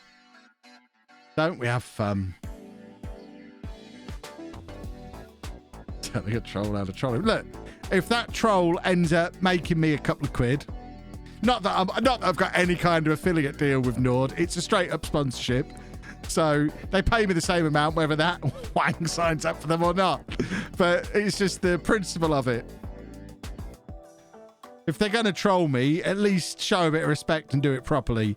Goodness me. I've got a computer science degree and you can't even work your way around Twitch's bot detection. Good Lord.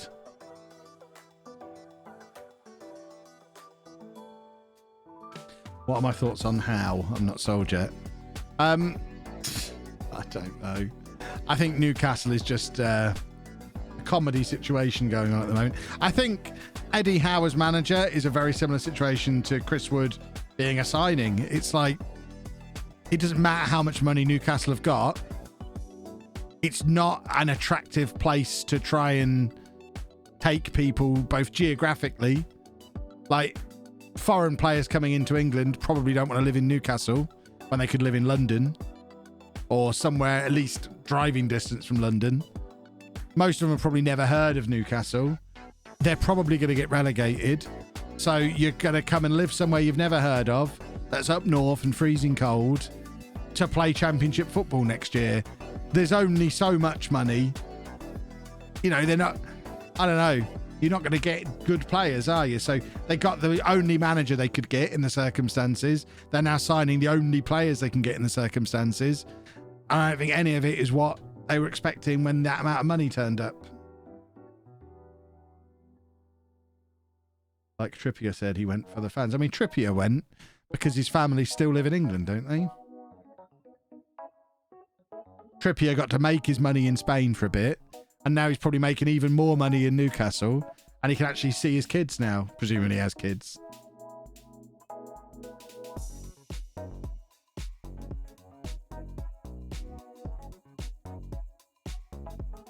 Starting to really question how as a manager in the recruiting factor. Seems great with less money, doesn't spend well with money. I mean, his big signings at Bournemouth were always a bit questionable, weren't they?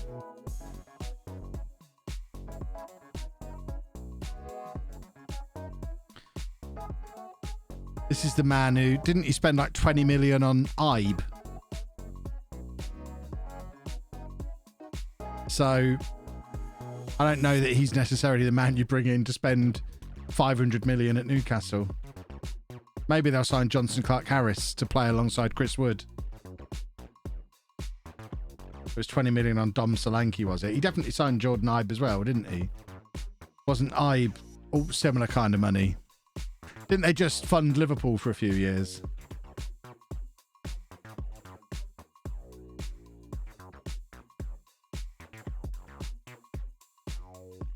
The man paid 20 million on Ibe, 20 million on Solanke, and now 20 million on Chris Wood.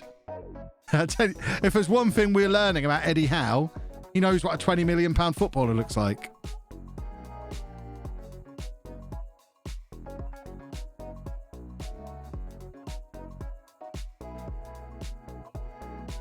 He did bring Bournemouth up from League 2 to the Premier League. Yeah, but that's a different skill, isn't it? He's obviously a very good coach and can work well on a small budget.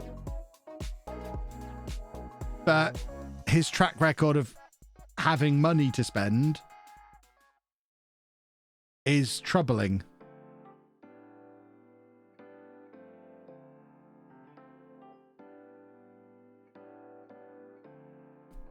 At least Dom Solanke's starting to come good for Bournemouth, but he's definitely a championship player. Yeah, he's not £20 million worth of player, is he?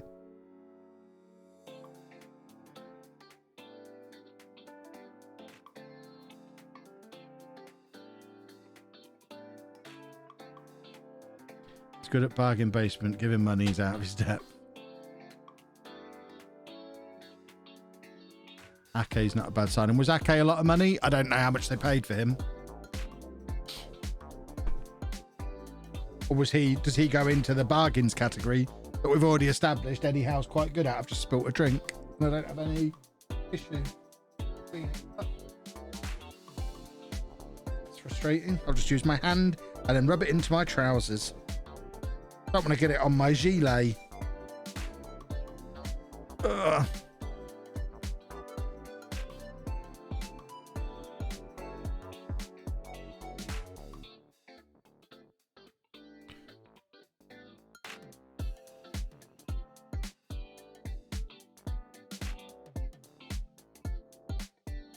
How much FM did I play before starting YouTube full time?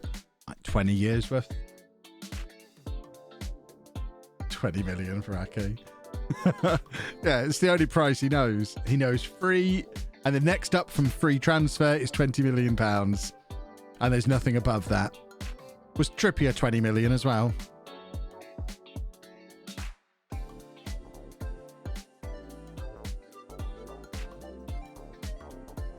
I'm an Everton fan. Can someone explain how Chris Wood is valued at 20 million and we're selling Dina for 25 million? Because one wants to leave and the other doesn't. Supply and demand, isn't it? And player power. My dad's had his falling out with poor old Mr. Dina, who I want a discount on my Everton shirt because it's his name and number I've got on the back. It's now a collector's item. Silly old Papa Benitez.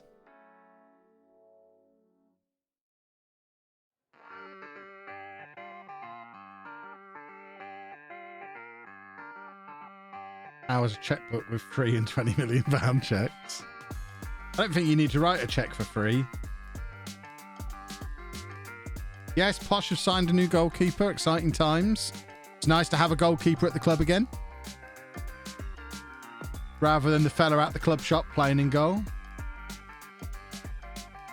Trippier, 12 million initial, more with incentives. If I had to guess, about 8 million in incentives. Yeah. Round out to a nice even 20 million.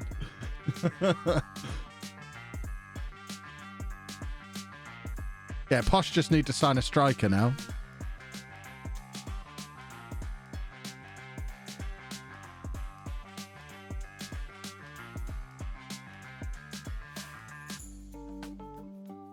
Give Dyke Cornell a break. We've signed a goalkeeper. I imagine he needs a break. He came in fully expecting to spend the entire season having a nice sit down on the bench. Then he had to play 20 football matches. I imagine he's desperate for a break.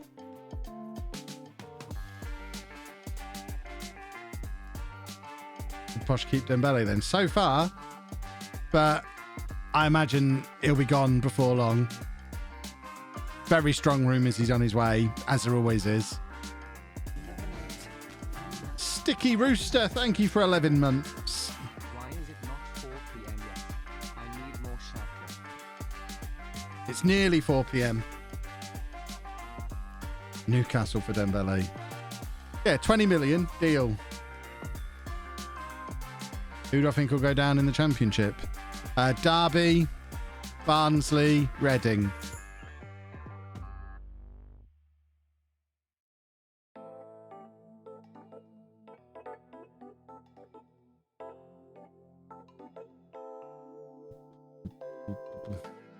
Standard. Dembele to Brentford, Ivan Toney to an Everton-like club.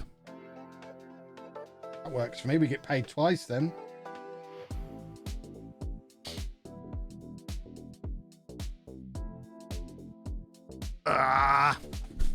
Port Vale are definitely becoming something of a bogey team for us. Right, that one doesn't count. Excellent.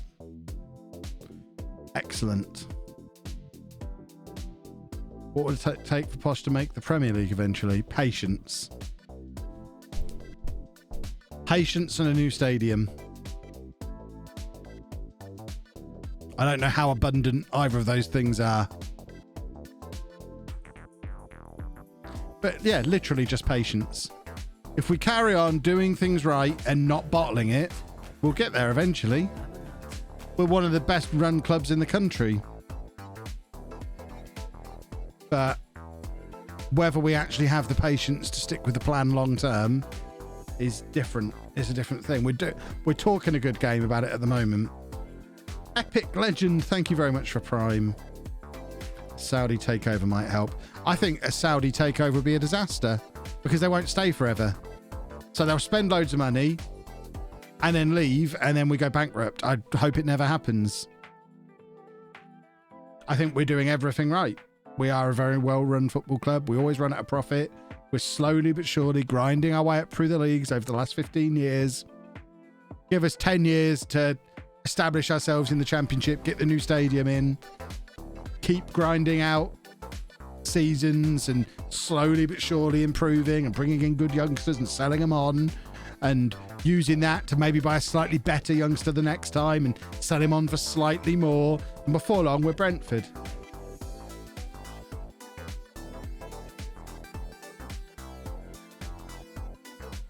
People hate Dara, he's put the club on.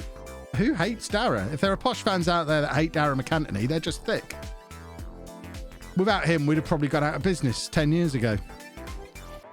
For my entire youth, we were always teetering on the brink of going out of business. We don't have to worry about that anymore because we're not just because we've got a millionaire owner now, but we run at a profit and we've run at a profit for years. Because we're run well.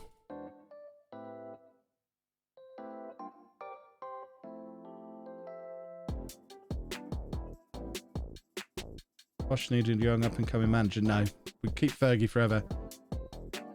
Fergie's the best manager we've ever had. Best manager we're ever likely to have. I would keep him around for the next 20 years. Just make it a job for life. He's already been here for most of the last 15 years. Just get him in the Guinness Book of Records as the longest serving manager in English football history at one club. Just keep him around forever. There's no reason to move him on. He works well with the chairman. They both want to do things the same way. They're on the same page. They both buy into the plan. Even if and when we get relegated, keep him around. He knows how to get us back up again. Football's too short-termy. That's why clubs are so badly run. Because people try and shortcut things.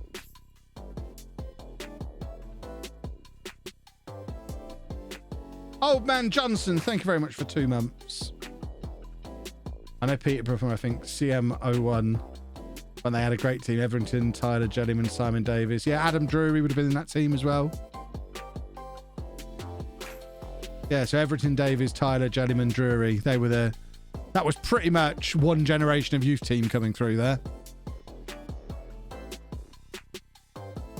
And 3 of them went on to play a lot of Premier League football in their career.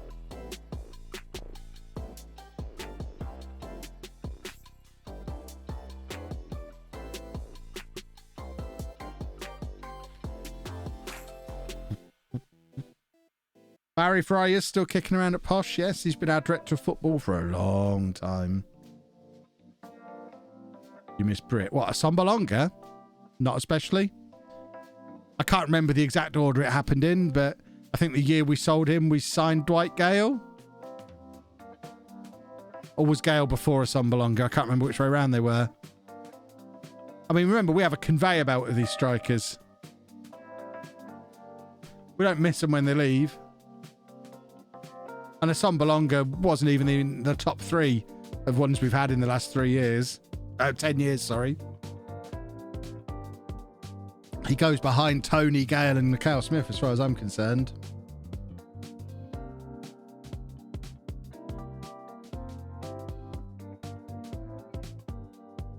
It was Britt, then Gale. There you go then. Definitely never missed a Sombalonga for even a few minutes because we signed someone better almost immediately.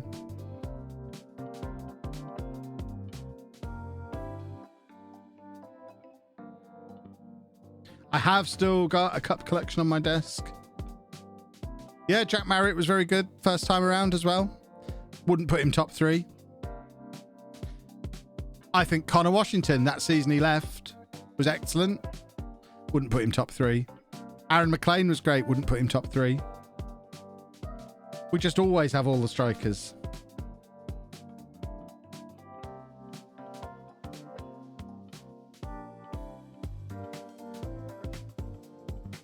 Seven points from top at the moment. Beautiful. That was a very clever little attempt at a free kick there as well. Paris Magoma is having the kind of season legends are made of.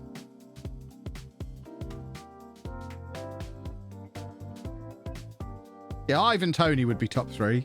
Where does Boyd rank? Well, he's not a striker, so he doesn't go into the rank of strikers. George Boyd is the best player who's ever played for Peterborough. But he's not a striker, so he doesn't go into the current top 3 we're working on. Question, so is the goal to win the Champions League with Leamington? Yeah, I guess. The goal is take them as far as we can. If we get to like the Championship and we're stuck there for 5 years and just can't get out of it, I'm not going to make the save last forever. But yeah, we're trying to get as far as we can with Leamington before I either get sacked or bored.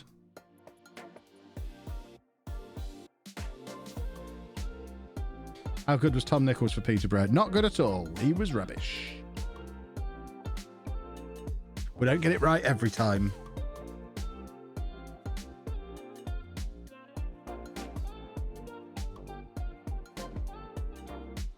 Will there be a Bourne this year? No. There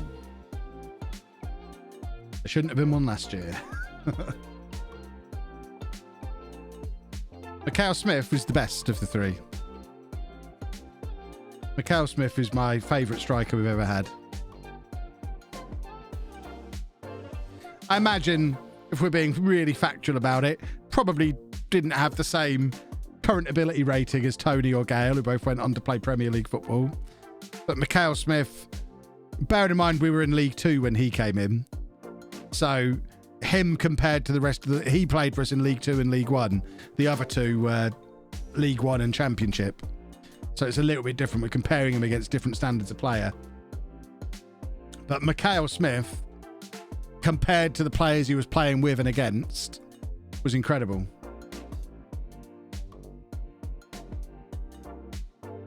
Do you think you'll see Posh in the Prem or pushing for it in my lifetime?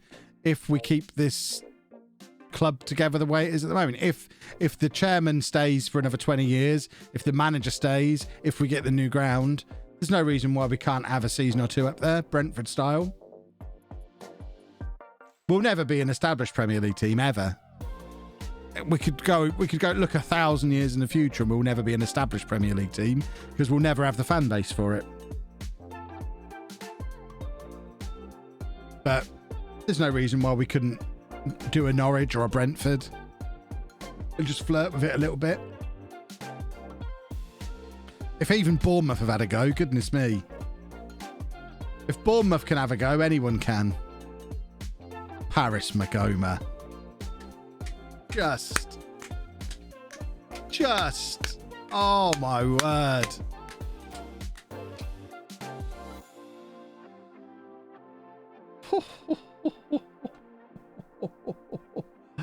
Oh my word. Johnson Clark Harris has just been linked with a £6 million transfer to my club, Sunderland. I'll drive him there, and I'm not even in Peterborough. For £6 million, I would absolutely drive him there. I mean, forget drive him there. I'll carry him there. £6 million. And he'll score an absolute hatful of goals in League One because he's a League One striker. But he's not a Championship striker, and £6 million would be steal of the century. You can stand what the club will look like without Barry Fry. No. I think Barry Fry's more a mascot than anything else. I can't imagine he does very much behind the scenes. He's just there to drop sound bites and generally be a bit of a mascot. Some clubs have a big fluffy bear. We have Barry Fry. Just something for the kids to laugh at half time.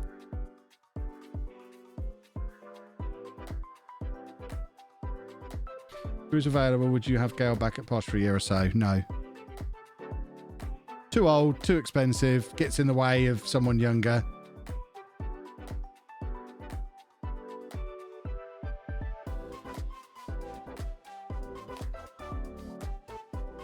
Look at Magoma just covering every blade of grass on this pitch. Why was he so poor last season? I don't understand. And that is, what a way to get your first goal for the club. 6'4" and can score goals like that. What have we just seen?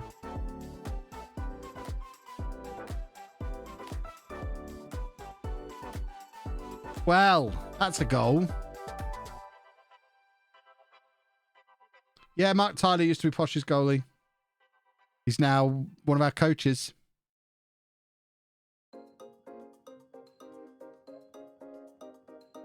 So Sunderland gave us, brackets, Rotherham, Will Grigg, who's leading us to potential league title, want to spend £6 million on one of our worst strikers in history, was always injured. Yeah. It's my favourite soccer, brackets, football movie. I don't think I've ever seen a football movie. Does such things exist? Is he 6'7"? I thought he was 6'4". If he's 6'7" and can do that, I'm going to marry him.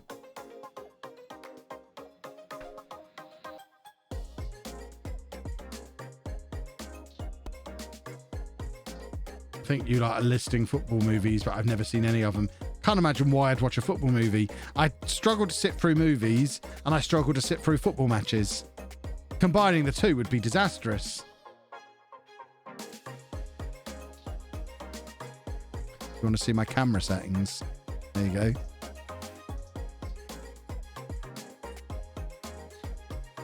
I can confidently say I've not seen any of these movies you lot are listing.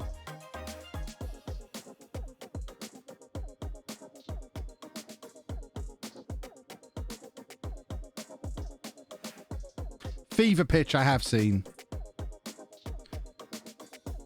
A long, long, long time ago. So I guess that wins by default.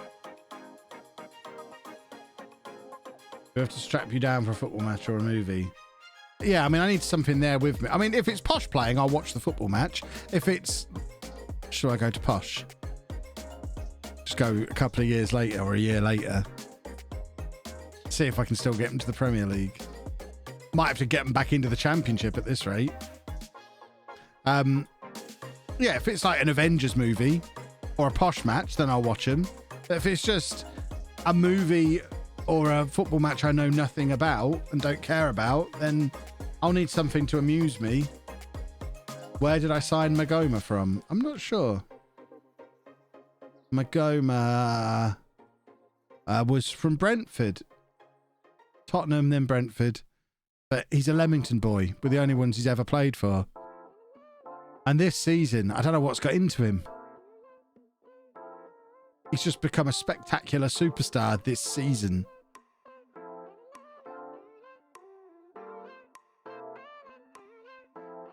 The print winner is in the chat. Hello, print winner. What print winner? Oh, the thing we did before. Okay. Okay.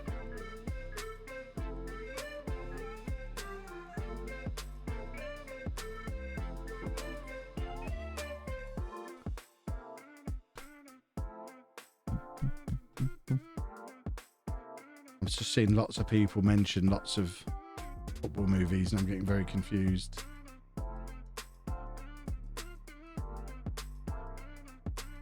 Bend It Like Mick Powell.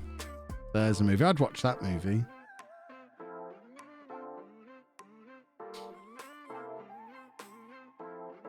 I watched Ted Lasso. Yeah, does that count? Ted Lasso's good.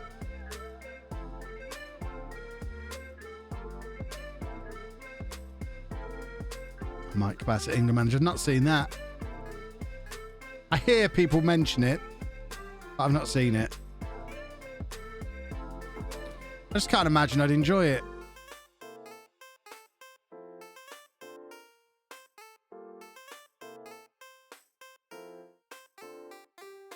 Wasn't a big fan of season 2 of Ted Lasso. I enjoyed it. What is Ted Lasso on? Apple TV or whatever it's called. I don't know if it's on any of the other things as well. I watched it on Apple.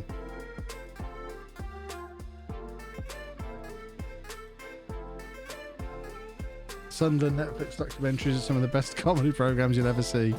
I watched bits of that, I think.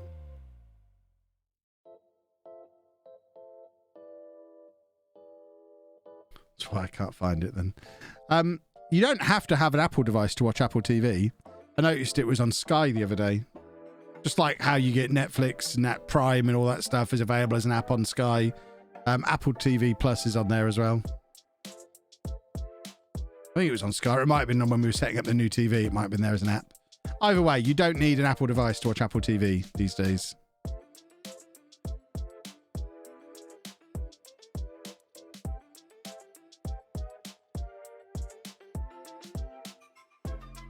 Where's my big bottle of water? I'm getting all thirsty. On LG Smart TVs, there's an Apple TV app. There you go.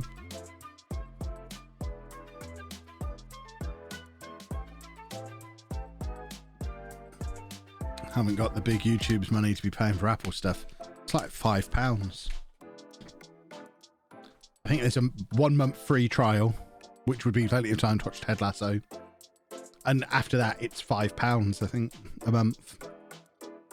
It's cheaper than any other TV service you're currently paying for, I imagine.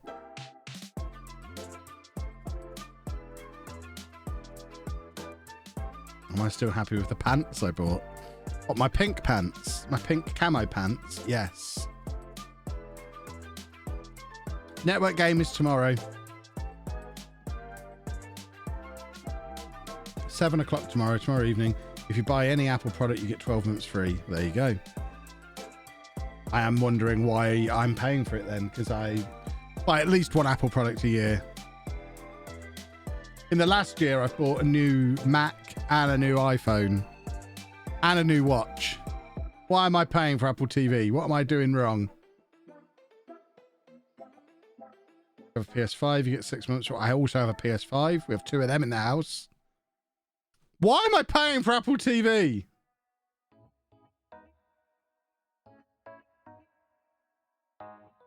I won't be playing as Schalke on Twitch, no. Don't read anything into this jacket. I just look sexy in it.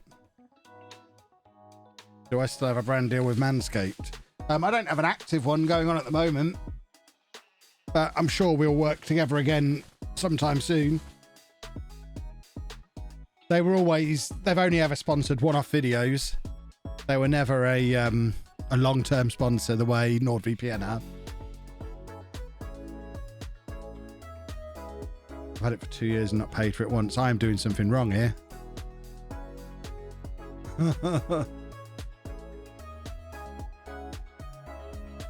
What brands would you like to have around in the future? Don't know. Any that are good. Any that I work with.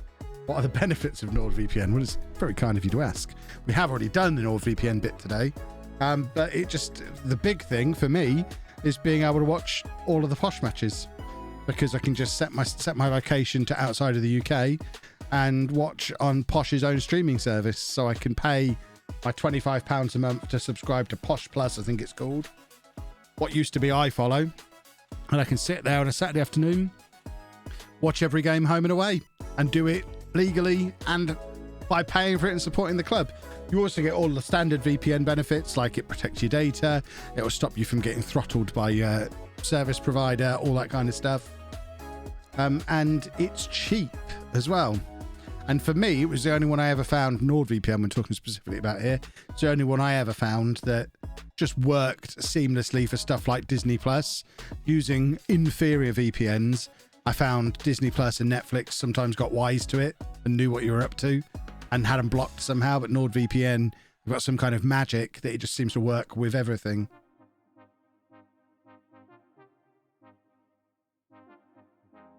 Legally is debatable. I disagree. Talk me through how it's not legal.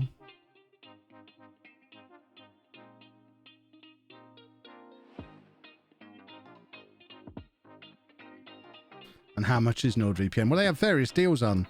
Best thing to do is do !NordVPN, follow through on that link, which will take you to nordvpn.com/LOLLUJO, where you'll find massive discounts on a 2-year deal, plus 1 month for free. I don't know what the actual current price is.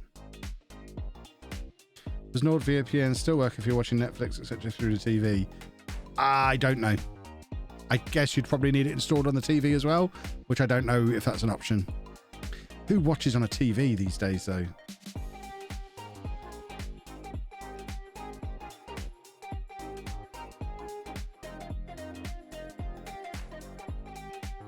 Is a service based on location. You falsify your location. I do agree it's decently ethical. Yeah, that doesn't make it illegal.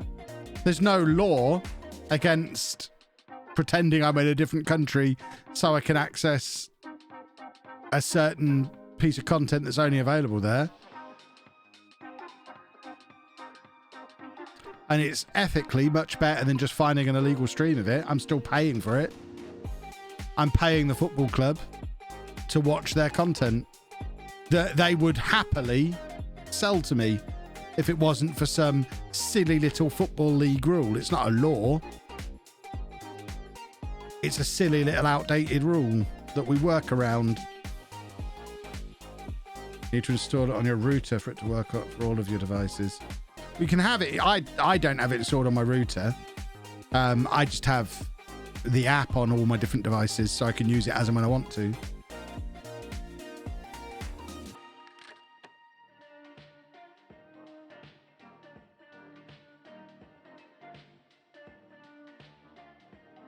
Anyone thinking it's not legal, if you go to that country you claim to be in, can you watch the content you're watching? If so, then it's not illegal. There you go.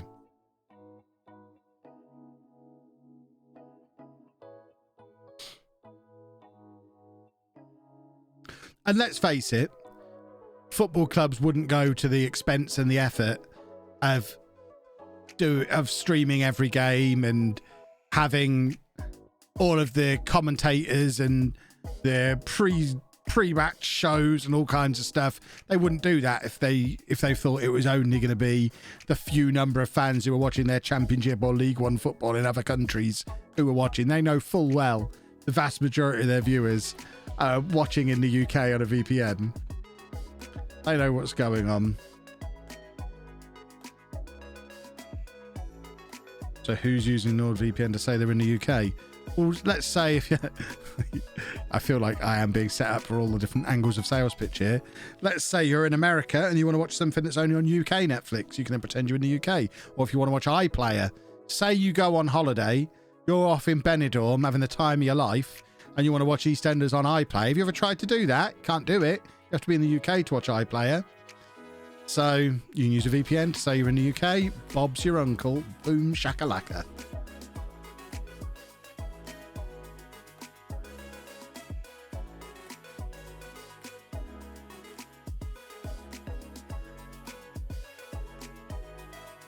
Why not get it streamed to the UK? Or am I forgetting some rule? Yeah, you're not allowed.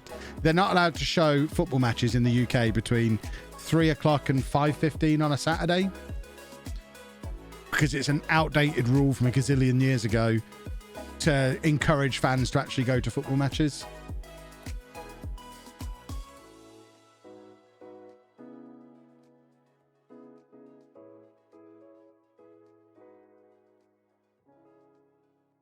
iFollow stops me making an account because it's a text VPN now. Well, I was using it with NordVPN up until Posh Plus launched a couple of weeks ago. Never had a problem. So maybe your VPN's just rubbish and you should try a good one like NordVPN. I will hydrate. Like I said, some of the lesser VPNs do get identified by the services. That's a lovely goal.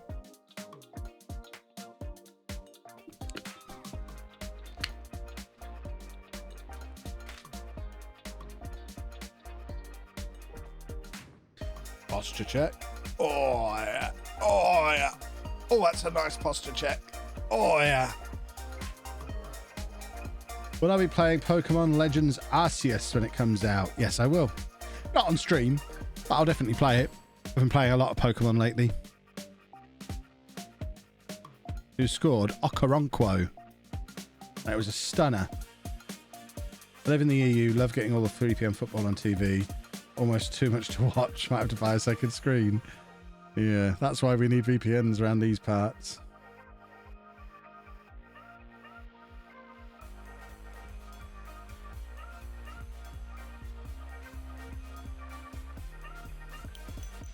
Geo official, what you're describing there is illegal. It's the key difference. I get to watch my team legally. You're talking about watching illegal streams. It's different.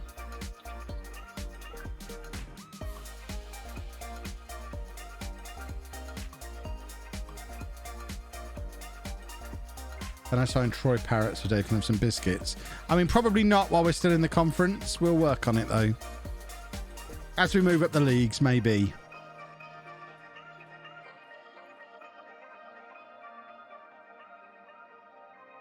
Right, we're going to demand more.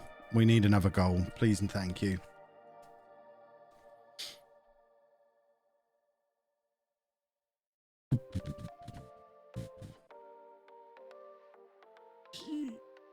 Secret ingredient is crime. Yeah. We don't steal content round here. Legal, but I don't want to pay Sky, so I choose that way. Yeah, sometimes I don't want to pay Tesco, so I just go in there and steal the TVs. It's fine, though, because I don't want to pay them, so that makes it okay.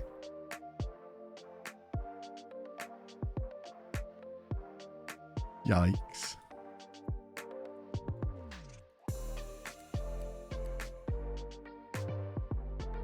Macau Smith is married to Barry Fry's daughter, yes. Swimming lessons, eh? Lovely stuff.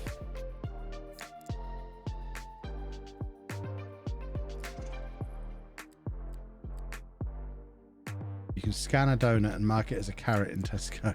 What? Why would you? Just to try and buy a donut for the price of a carrot? That's so scummy. Don't be scummy, people.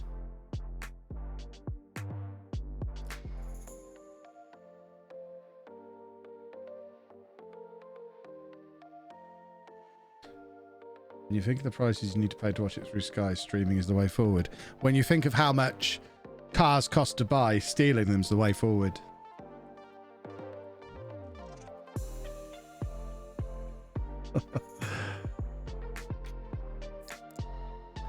Goodness me. If you don't want to pay the price of something, don't have that thing. Simple.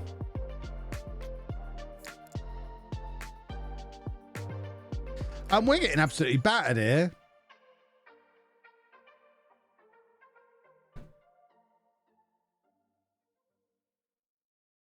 Talking to a content creator about stealing content probably isn't the best. Yeah. Oh, I'm quite open about why I'm so against stealing content. I'm a content creator. Ultimately, if you all turned ad blocker on, I'd have to go and get a real job and I wouldn't be able to make videos. So I'm quite supportive of people paying for content, or at the very least watching the adverts on free content, because if you just stole everything, then I wouldn't have a job, would I?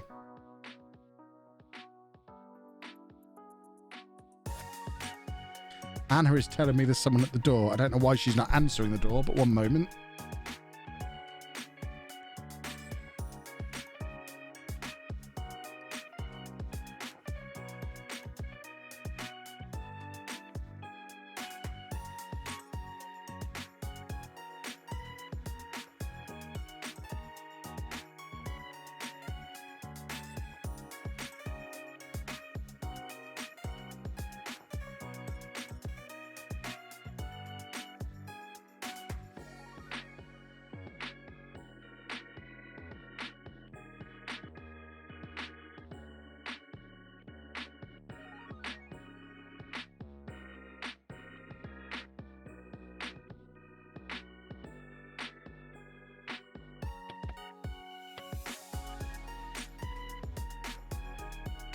I'm back.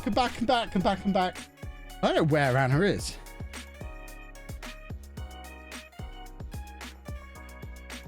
Trying to find out where she is. Oh, she's having a shower currently.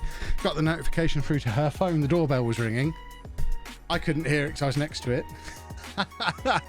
There we go. Parcel received. Do I get away with ad blocker if I sub? Depends how many videos you watch.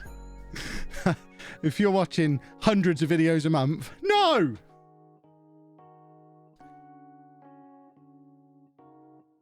If you skip the ads button, is that bad? I mean, none of it's bad. Do what you want. I don't get paid if you skip the ads, though.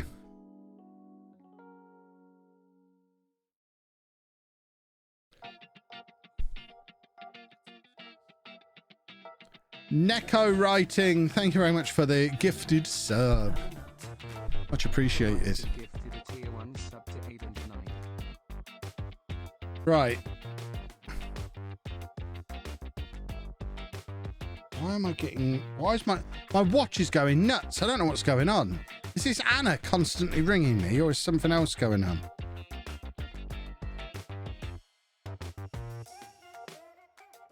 I have a voicemail from somebody from a mobile number that I don't recognize. How weird. Right, where were we? This is the reason I have YouTube Premium and Twitch subs. Avoid the ads. People paid. Yeah, absolutely. I pay for YouTube Premium. Don't believe me? I'll prove it. YouTube. Ta-da! I pay for YouTube Premium. I have the family package of YouTube Premium. So I'm paying like, I think it's $17.99 a month. There you go, $17.99 a month for the family membership of YouTube Premium. So the whole family can watch YouTube without adverts. Because again, I would be a hypocrite if I used ad blocker. What do you get for Premium? You get to watch YouTube without adverts. But the content creators still get paid.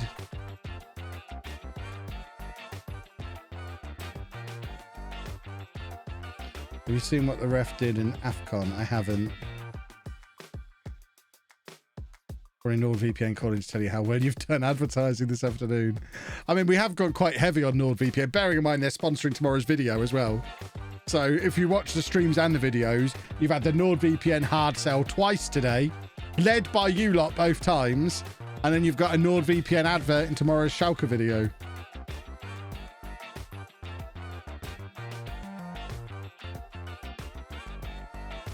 £18 for all to have no ads, no thanks. I'll stick to 30-second ads.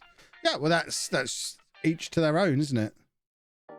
Does YouTube Premium affect content creators' payment? I mean, it affects it, but it doesn't damage it. I get an amount from YouTube Premium every month. You get YouTube Music too, which I use instead of Spotify. Yeah, that's a thing as well. I've never used it. We have the family Spotify plan as well, because the girls insist on having Spotify. And I've used Spotify for like 12 years or whatever it is, so I don't really want to teach a new algorithm what music I like. There's other stuff as well. I don't want to do a YouTube Premium advert, but I think you can download videos to watch offline as well, which is quite a nice feature. If you're like going to be on the tube or something, somewhere where you're not going to get much of a signal, you can download 3 or 4 Non-League to Legend episodes and watch them when you've got no signal. Yeah, and every now and again you get a free channel membership as well. YouTube Music pays the artist absolutely terrible. Even worse than Spotify, which is already scummy. There you go.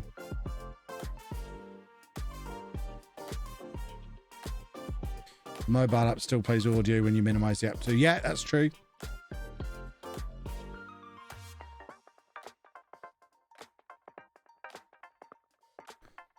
Yeah, so there are a few benefits to it. I think for an individual membership for YouTube Premium, is it like £11 a month, maybe? I've never had the individual one. We just got the family one the day it came out. And every now and again, like we'll throw a video to the TV or something, and it'll somehow log us out, and we'll be watching YouTube on the TV, and all of a sudden an advert will come on. And bearing in mind that's how we pay our bills, it's so weird. Oh my God, I forgot they had adverts on YouTube. This is so odd. Because we've had it for so long, you forget adverts are there.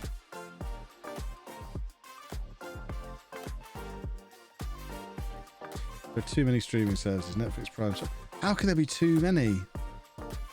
Competition is a good thing.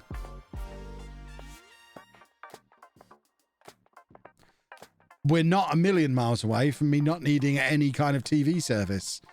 Because we've got Netflix, Prime, Disney Plus, Spotify, YouTube. All they need to do is move all of the football over onto Amazon or something. And I don't need Sky or a TV license anymore.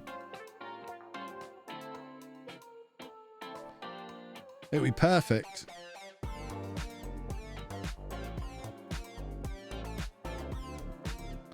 We're not quite there because I want to be able to watch football.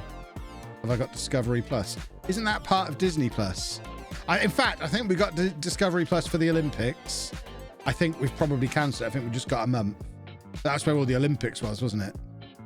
So we had that for the Olympics, but don't have it anymore.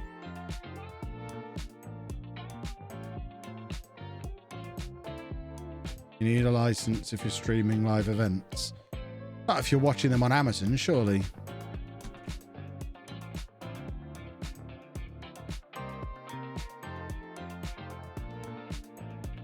I mean, I wouldn't know. I've always had a TV license. I will look into it if we ever reach that point.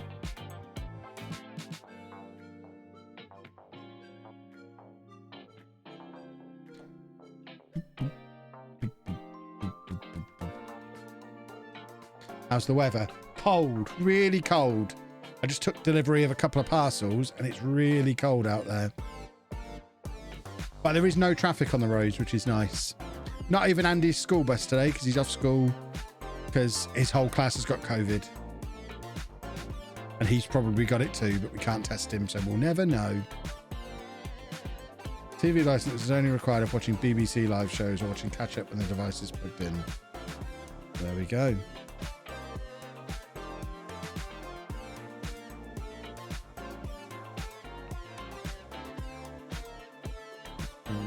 Might be best to get the beanie from Schalke.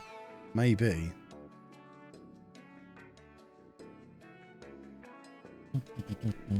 Ah, we've got a little bit of Red Dwarf. Is that like, is it in the Red Dwarf song? Is it no planet atmosphere? I always heard it as no kind of atmosphere. And now I'm questioning everything. What are the lyrics to the Red Dwarf theme song? Shall we all check? I think we do need a check. We need to know what the lyrics to the Red Dwarf theme song are now, folks. It's no kind of atmosphere. There we go. Kev is right. Beautiful.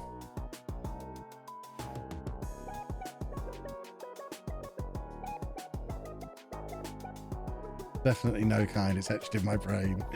Are any of you actually checking? Because we could all be getting it wrong.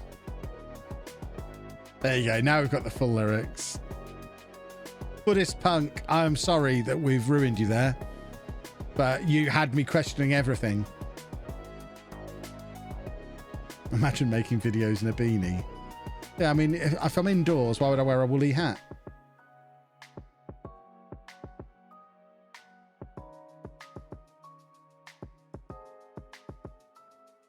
Might as well wear mittens. Mittens and a scarf.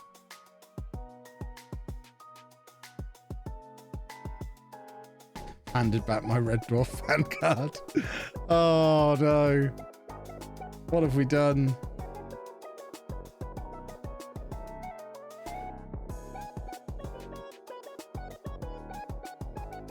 Oh! The short corner didn't work again. At least we kept it on the pitch this time, but we still haven't mastered doing it without being offside. But we are officially getting better at it. Right. Come on, gentlemen. We have goals to score. We want to win the Fat Cup. This is our last year in non-league. We have to win the Fat Cup this year. What am I trying to do? I'm trying to get to this. I don't know why I went the long way round. That's what I was trying to end up at. John, thank you very much for 3 months. You're saving the most northern club in the world. And start in gloves, hats, scarves. That's not a bad idea. Who is the most northern club in the world? Probably going to be someone in Russia somewhere, isn't it? In my head, Russia is about as north as you can get. Can't be anything above Russia, surely. If you go too far above Russia, you're just in Australia. My guess is Norway.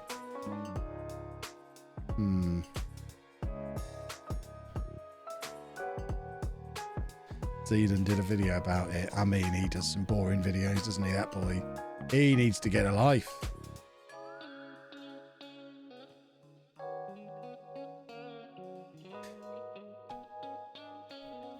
I also like the fact no one's picked up on the Australia thing. You don't go off the top of the map and then start again from the bottom of the map, folks. You don't go above Russia and end up in Australia, but you just all let it slide. And I appreciate it. Hello? What? What about my hair? It gets everywhere, Kevin. Oh, you can't moan at me. Your soundbar's in there.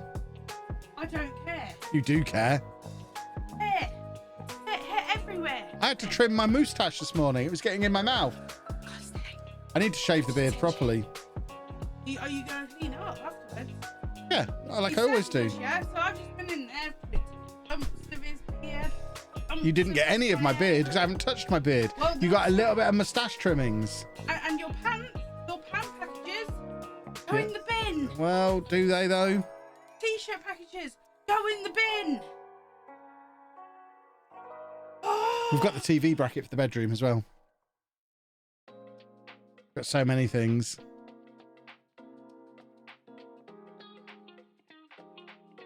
You're the one who wants me to have a beard. I could be clean shaven, then you won't have this problem. No. Well, this is the price. This is the price you pay for living with such a hunk. But you could clear it up. I could. Get one of them bibs. A bib? Yeah, you put it around your neck. You've just had Christmas. You could have got me one of those. That would have been a great gift. Stick it to the window. I'm going to shave my beard off. Don't. But then don't moan at me about grooming it. I will not talk. You have to choose one way or the other. By the way, I'm going to break these. I keep fiddling with them. Why? Why do you keep fiddling? Because they've got a fiddly box. So I don't know why you need to leave them lying around. da, da, da, da, da, da, da. Oh, there's a bag of... Interesting. Build it. With mess. Like, how many bottles of shower gel? 13. So I've got a different flavour for each day of a fortnight, apart from the one day where I double up on my favourite. But you've got... I mean, that's obvious. We all have 13 bottles of shower gel, don't we, in different flavours? People keep getting me it as gifts. What am I supposed to do? Not open them? Wait until the previous one's finished before I try another one, like a weirdo? I just open them all to see which ones I like.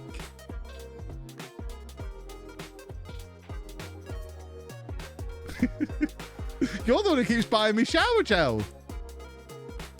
But use what you've got already. That's not made clear when you give me the gift. I don't want you to think I don't like the gift. Oh, talking of gift. Spin this around. Sand motion in the background. No. Da, da, da, da, da, da, da, da, da, da, da, da. There we go. My little sand disc is doing its thing. Yeah. Yes, I have opened 13 bottles of shower gel in different flavours and different brands. And they are scattered across the bathroom. I think that's reasonable. I have one bottle of foam. Because you take all of the room. People keep giving me shower gel. I've got so many flavours. So I just rotate through them all in order. Apart from once a week, I use the little yellow man cave one because that's the nicest smelling one. So that one gets used twice as often, which is why I only need 13 open, not 14. I've got loads of unopened ones as well. I've got doubles. These are just the 13 that are the different flavours that I've got. But I've got backups of most of them too. One at a time. One at a time is madness because then I'm going to smell the same way for 2 or 3 weeks and then smell a different way for 2 or 3 weeks. At least it's this way. If I'm not sure what day it is, I can smell myself, go, oh, it's Wednesday.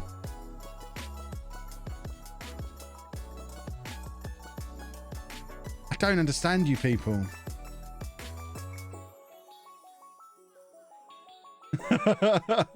Don't have a cupboard I can put them all in. Yeah, the ensuite. That's a cupboard in our bedroom. We should buy a It's a wet cupboard.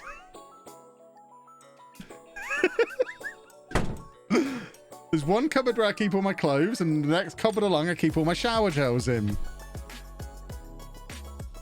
When's the next network stream? Links Africa, i.e. tomorrow.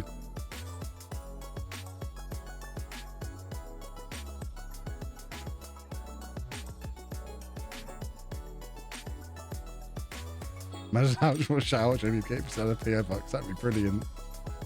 My flatmate uses an all-in-one shower product for hair, body, face, beard, bum, car, kitchen services. Nice. I have a different shampoo for my beard as I have for my hair, and I have multiples of those as well. Sometimes I clean my beard with a little bar of soap. If there's one thing you can never say about me, it's that I smell bad. I am probably the most glorious smelling human being there has ever been. I smell, at all times, magnificent.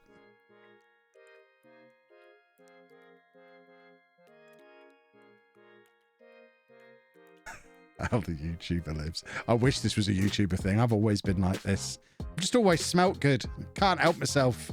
I smell good. I look good. I taste good, probably. Not tasted myself, but I bet I do. I bet I'm delicious. How could I not be? Look at me.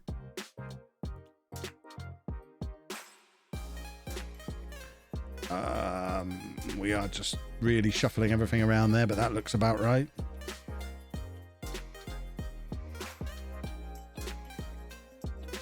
If I ever bump into you in the Leicester area, I may ask for a sniff. Go for it. Don't even ask. You're all invited to just smell me if you meet me. You don't even have to ask. That can be just our thing. If someone comes up to me and just starts sniffing me, I'll know you watch the stream. You're one of these 580 people who have sniffing privileges. You can just sniff me whenever you want. Any time of the day or night, just sniff me. It's fine. I'll smell good. I promise you.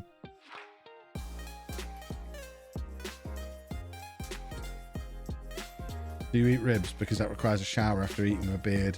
Yeah, that's one of the reasons I have so many beard shampoos.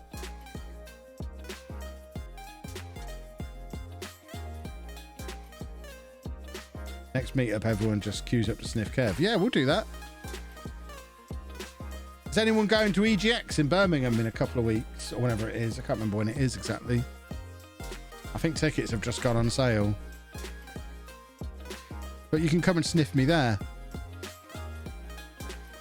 There you go. Tickets have just gone on sale. Have creator passes become available? Aha! I'll apply for a creator pass. There you go. Come sniff me in Birmingham.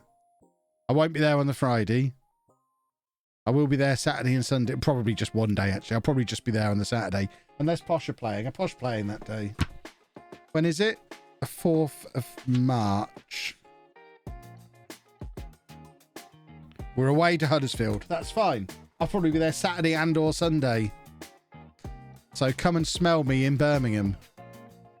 What an invitation.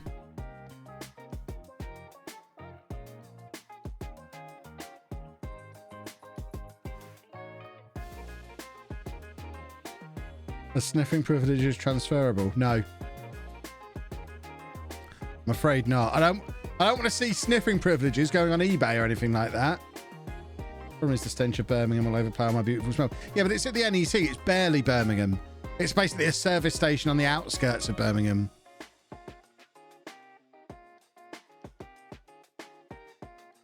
Maybe sell jars of Kev smell. That is an incredible idea.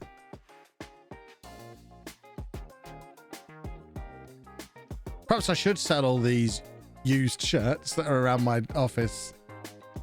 They could be the monthly giveaway. Kev bathwater. I don't have baths. I'm not a madman. How's Footium, the NFT club going? I haven't looked at it since I showed you lot the other day. I don't know if anything's changed. I don't know if the beta's started. I'm basically relying on them telling me when things happen. I was quite open with them at the start that I won't read their Discord. I won't keep up to date with it. I need a nudge every time I'm supposed to do something. Once I can actually just play the game, I'm sure I'll get more into it.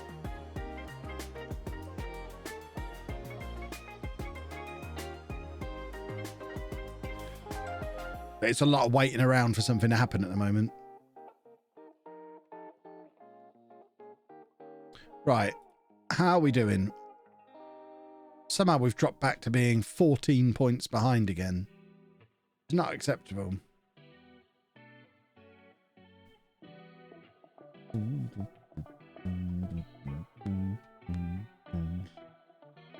Can we add sniffing ability to FM? We should. Someone tweet, for everyone to tweet at Football Manager now. I want a new attribute for player smell adding.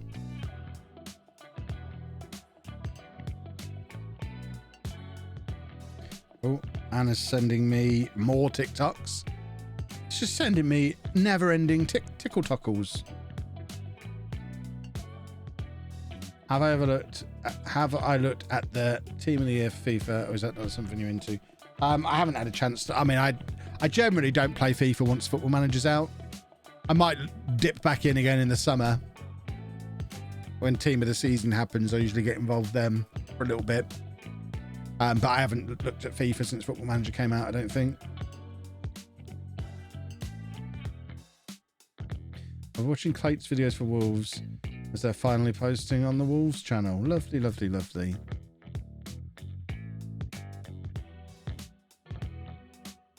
Am I playing with Leamington? I reach the Prem. Leamington. Yes. We're going to keep going until we stop. I don't know when we'll stop. We'll stop when we've had enough. I would love to bring Norris back. Just don't think we're ever going to be able to afford him.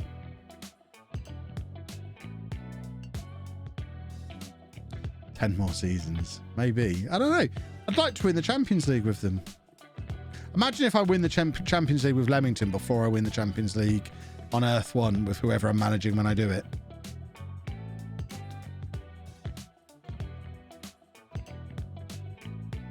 Right, well, these two can have new contracts then.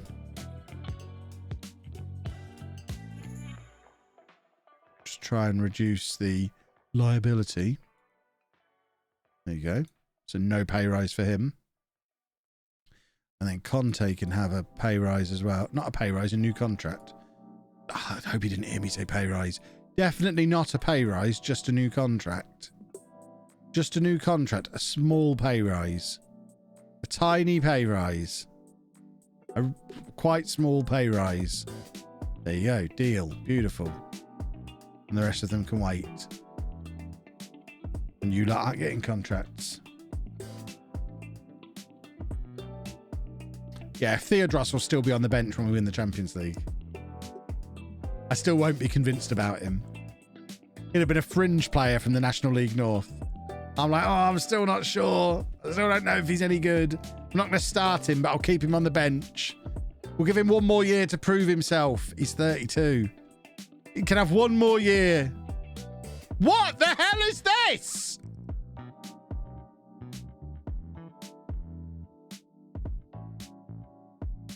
See, this is a difficult situation now. Because if we're in this league next year, he's a useful player to have. Yeah, he's only started 9 games. He can go. I would like to keep him around. But if we're in League 2 next year, we definitely don't need him. I'll pass ship. Person who's just subscribed, thank you. I can't work out the words in that long stream of letters. Alpha ship. Alpha's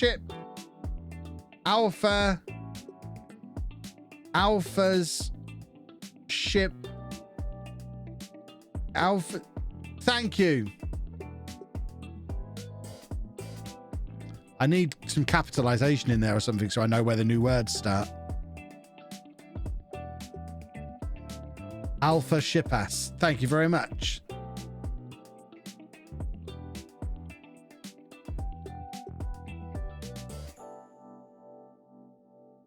Right. Where were we?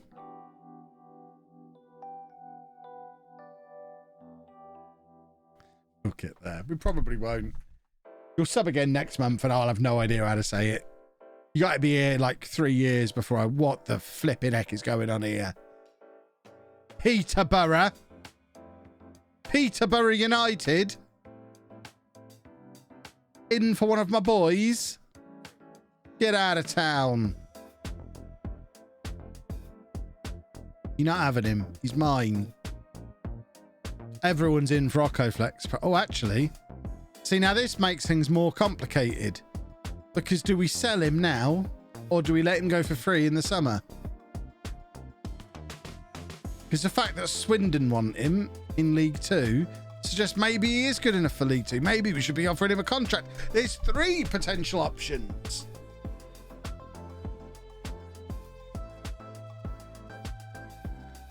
He's asking to leave because he wants to play in a better division. Come on, Armstrong. I'm deciding whether to just let you go because I don't know if you're good enough. Well, he's definitely leaving then. I guess we keep him around for now because we're probably not going to be able to bring in anyone better now. Although we won't be able to bring anyone in full stop. So we'll just let him leave for free in the summer. If that was 100 grand, it would be a bit different, but for 8 grand, not interested. Likewise, I'm not selling anyone for £7,500. Tavares wants to go to Salford. Said nobody ever. He's out of contract at the end of the season. We've probably now made it so that he won't sign a new one, so we're probably losing him as well. Well, to be fair, he's our 4th best centre-back. So do we really care? What would it take for you to commit to the club? I want to play in League 2. I think we can get this season. There we go. He's happy to wait. Lovely. Wait then. Just Google what NFTs are. Don't see the point in buying one when you can't do anything with it. I mean, you could say the same about an ornament or a painting. Or, you know, there's lots of things that people just collect because they want to have it. I've got all these wrestling figures. I don't sit there doing my own Royal Rumble with them when I'm off camera. I like to own them.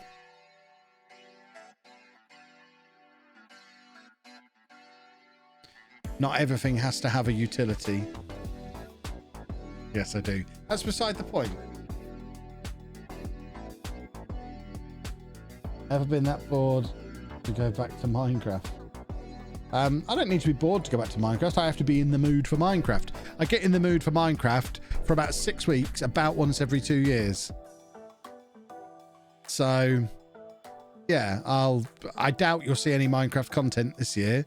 I imagine next year at some point, I'll probably stream Minecraft for about 6 weeks. Like I did last summer and 2 summers before that.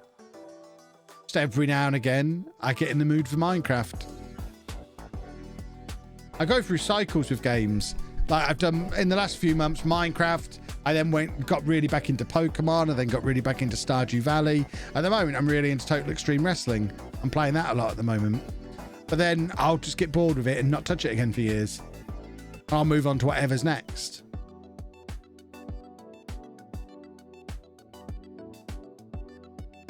What do you think of people taking screenshots of NFTs? I don't really have an opinion. If people want to do it, knock themselves out. I think the people doing it think they're proving a point. And the people who own the NFTs are like, you're not proving anything.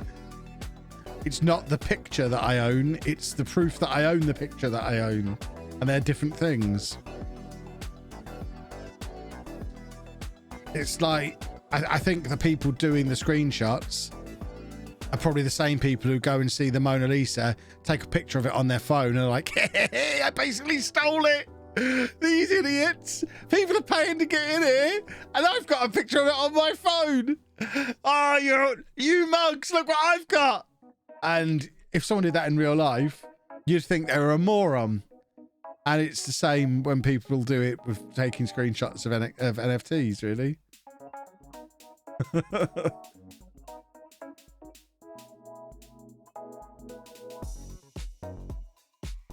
What happened to the last episode of last summer's Minecraft? I didn't record it because I don't remember what happened. FM came out, maybe, or FIFA came out.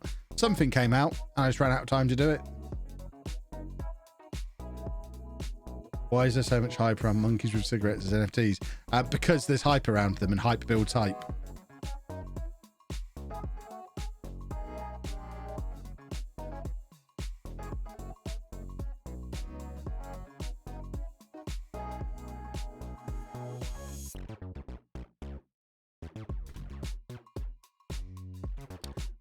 I think people saying NFTs are dumb don't really understand what NFTs are.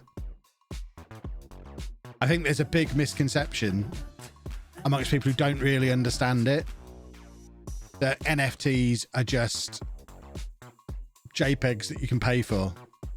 That's absolutely not what NFTs are. That's one early application of NFTs. That's like, I mean, it's a bad comparison, but it kind of is a comparison. That would be like mocking the iPhone because your old Nokia only had one little line of text on and it wasn't a color screen and you couldn't play games or watch YouTube on it. What's the point? All you can do is make phone calls. I've got a phone at home that I can make phone calls on. Why do I need one that I can carry around with me? It's an early application of an idea. It's not all the idea can do. Matthew, thank you very much for 12 months.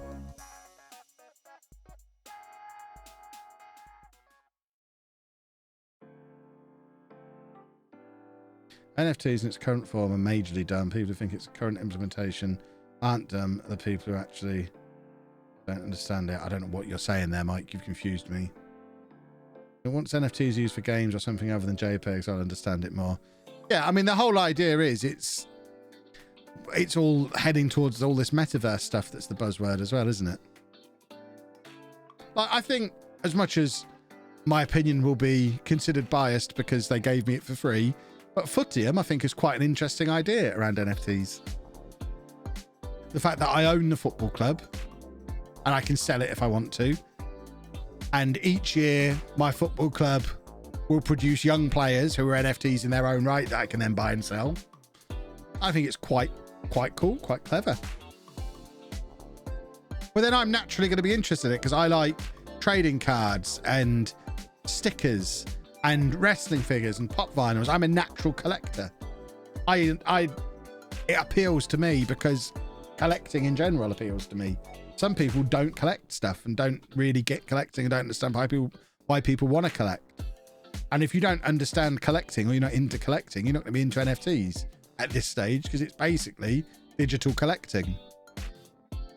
The argument against it is similar to the argument against, well, I would never buy my music digitally because I like to own the physical disc, which you used to hear that all the time. You don't hear it so much anymore because everyone's just accepted that you listen to music on Spotify or YouTube or wherever. That's just the way it is now. And I imagine this will go the similar way.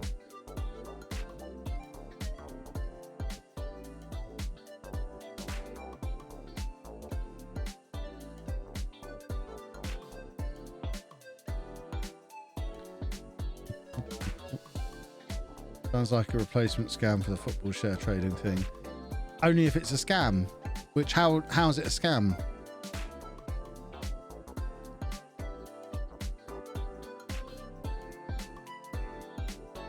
The great thing about crypto in general is everything is trackable and provable. It would be very difficult to pull off a scam because you can just follow the money.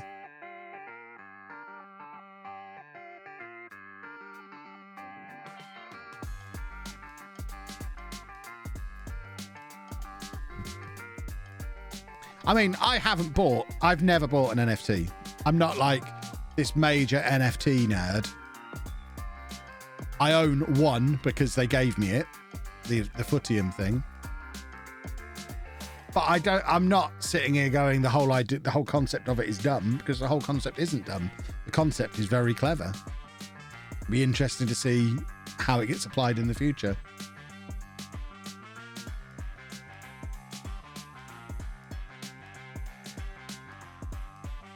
NFTs and blockchain in general need to clean up the environmental impact of their use. And that is something that's being worked on. It's just strange that it's crypto and NFT that gets the criticism for that and not mobile phones or the internet.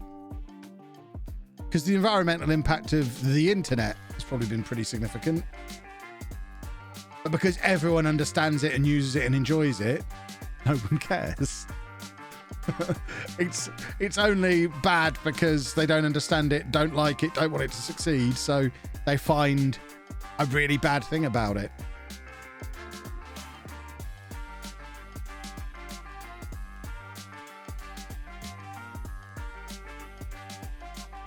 Love you moved to Germany. I posted a link to a castle for 9 million in the comments.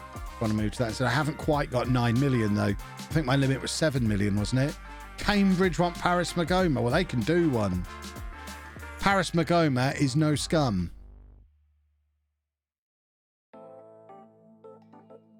What will it take to keep you here? I want to be playing League One. Well, you can't. You play for us and we don't play in League One.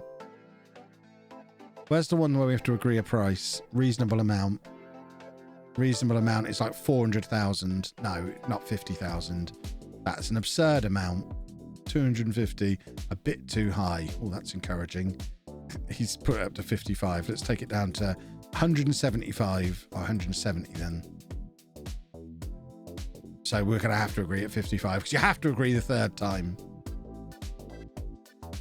Are they going to go for... I mean, this would be really sad if we lose our star man. But they haven't offered 55, so we can reject it. Awesome. Oh, God. Everyone's in for all of our players all of a sudden. Except, for whatever reason, the offers are really poor. Remember when we had that? This is more like it. Remember when these were the kind of fees we were getting for our players? Those were the days. Let's push for 300. He is... I mean, 210. They're not paying 210,000 for him. No chance of what they were for a minute there. That would have been terrifying.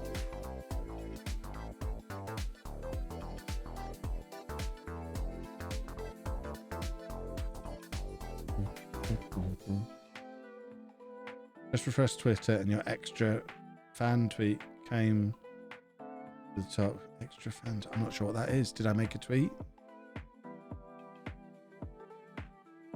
I hate all the people who post about them getting rich from crypto. They're just creating more hype to feed their pyramid schemes.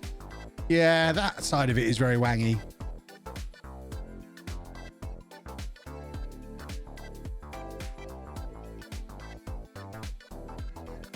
But you'll always get that.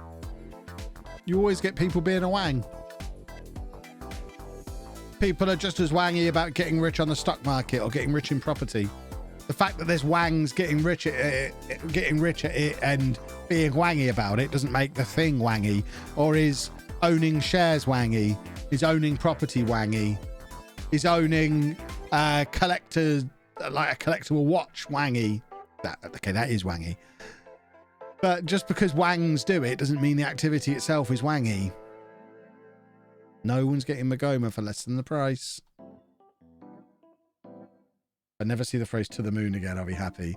Yeah, there's a lot of memes connected to crypto culture in general, isn't there?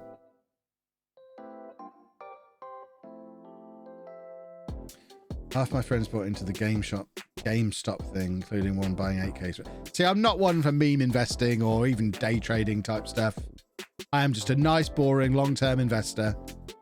Everything I buy, I plan to own probably forever, if not, I mean, minimum 5 years. If I buy something, I buy an investment, I'm owning it long haul. The crypto kids must hate me. I've got some Bitcoin, I've got some Ethereum, but I'm not trading it.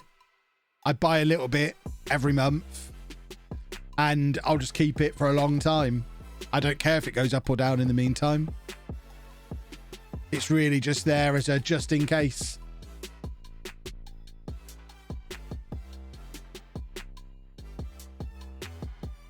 Cryptos have deviated from their purpose. It's not a form of decentralized payments. No, I mean, it's being used as a store of value, isn't it? It's fine. I like to store my value somewhere. It's digital gold. Do I have a subreddit? I don't think so. I don't use Reddit at all. GameStop actually had an idea behind it. It was shorted to the moon. Now it's just hype kids yelling we should all buy the same stock. Yeah. I didn't buy any GameStop or any AMC or whoever else were the little meme stocks for a while.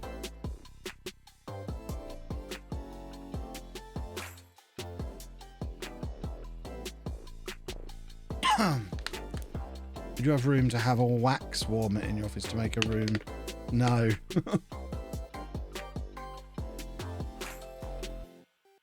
Any tips for building a first-time gaming PC that can run FM at the highest settings? Afraid not. Not my area of expertise. My tip would be go find someone who's done it and ask them. What beard oil do I use? I've got a little collection of beard oils as well. The one I'm using at the moment is from some fragrance company that Anna found on TikTok, and I can't remember what they're called. But I have the Bulldog one. I've got the Man Cave one, is it called? But this nice flavored. They've got loads of different flavors on this website. It's, what's it called? Fragrance something. If you're on TikTok, you'd have seen a perfume place advertised on there. And they do beard oils, so I get beard oil from them at the moment. Says the former computer science teacher. Yeah, I'm a programmer. I wasn't a hardware monkey. My first year of my degree, we all did all the basics, and then we had to choose for the second year, were we going to go down a hardware route or a software route?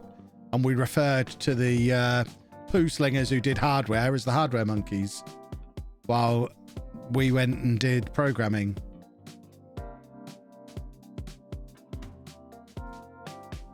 The brainies did the programming, while the cable pluggers went and plugged cables in for 2 years. Hello to all the network technicians in the chat. You love plugging in cables. You love it. So yeah, I know only the very, very basics about actual computer hardware. I am a programmer. Favorite programming language? Well, I did my dissertation in C#, so I guess C#.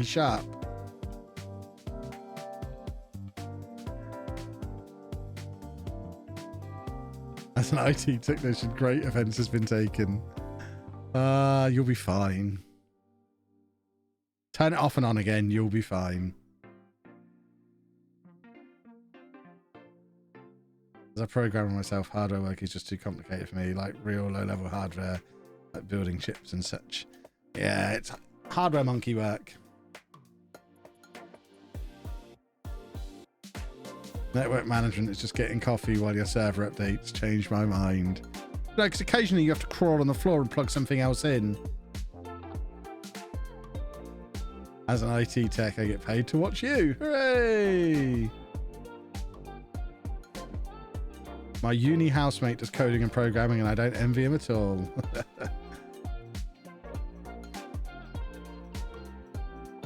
What you skipped hardware, you just described my... You just described my whole course off and on again. Yeah, that's all I remember from the first year. There's two things I remember from my hardware modules that I did in the first year of uni. One, basically turn it off and on again is the answer to most problems.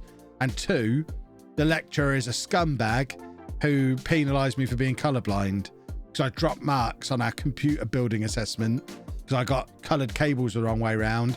And when I called him over to say which one, I'm colourblind, I don't know which wire is which, could you just tell me which is the green one, please? He wouldn't tell me. I said, you should know. That's what you're being examined on. I'm not asking you where to plug the green one. I'm asking you which one is the green one, because I can't tell. They look the same. I can't tell the difference between the two of them. I just need to know which is which. So I lost marks. Furious. Furious. The lecturer wasn't even smart enough to understand the question. That's the moment I knew programmers were superior.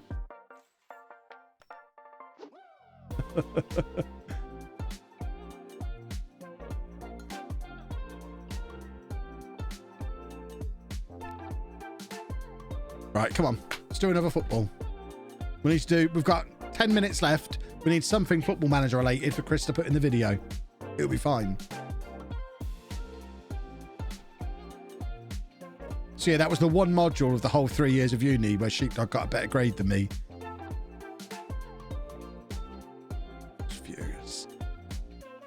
Absolutely fuming.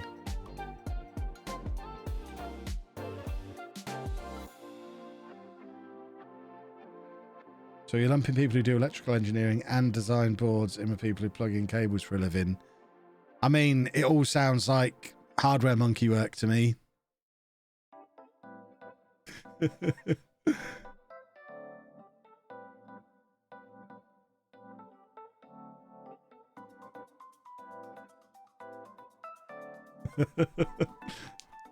just slinging cables around.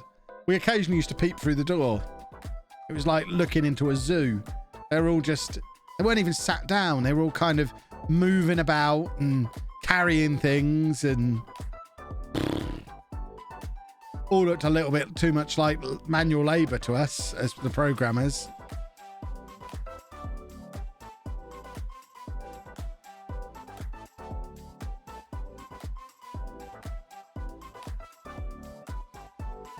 As someone that did electric engineering as a degree, and I'm now a software engineer, it's hardware monkey stuff.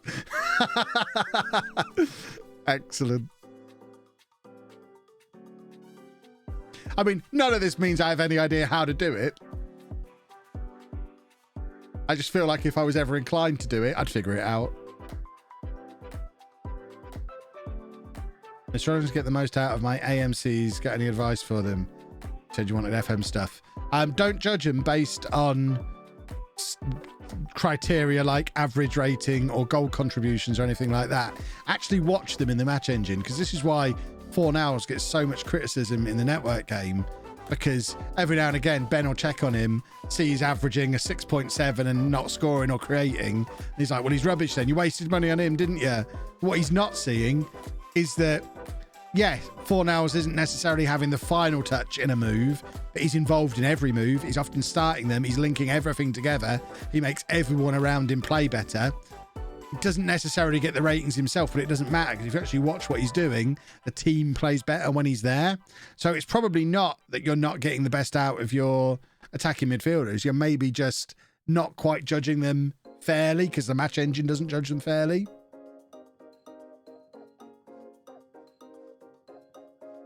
Yeah, like Kante in real life, or even more specific, like Kante in FPL. You wouldn't put him in your fantasy football team because he won't ever score any points. But if you're actually managing Chelsea, obviously he plays, even though he doesn't score you any points in FPL.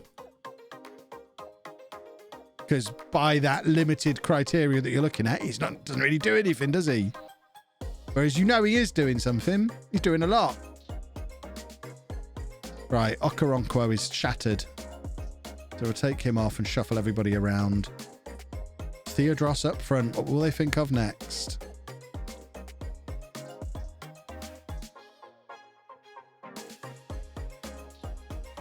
Same thing for DMs. Yeah, exactly. Who do you think is the best team you've managed on FM over all the years? Probably my Spurs team from way back when, with Iribarren and Liam Wells and Burgess and all of them. I think that team was probably the best. That was my unbeaten team. It's very frustrating that we keep conceding late goals like this. Yeah, the Expedition of Gold team.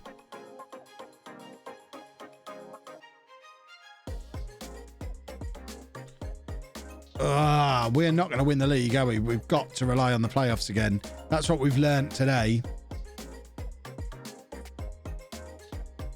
It'll be Friday we're back in this save, because it's the network game tomorrow. So we'll be back, probably finishing the season on Friday. We're still in the Fat Cup, but we are so far behind in the league that any hope we had of automatic promotion is gone. Because even if Ebbsfleet do bottle it, Notts County are in form now. So we've just got to try and finish as high up in the playoffs as possible. Ideally, get into the top 3 so that we don't have to play the quarterfinal. Ugh. Right, I think we'll end the stream there, boys and girls. I don't think we've got time to fit one more game in. I've given you enough time to have quite a long poo today. You got loads of time between now and 4 o'clock when the Schalke video comes out. 10 minutes. You could have a poo and do a full day's exercise. 10 minutes of exercise is enough, right? 10-minute poo. You could watch half of yesterday's video whilst having your poo to get yourself in the mood. That'd be brilliant. But we will wrap things up there. So network game is tomorrow at 7 p.m. So there'll be nothing tomorrow afternoon. But network game, oh God. Oh God, I'm going to have to accept that. We'll let Future Kev worry about that on Friday. That'll be a way to start the stream miserably.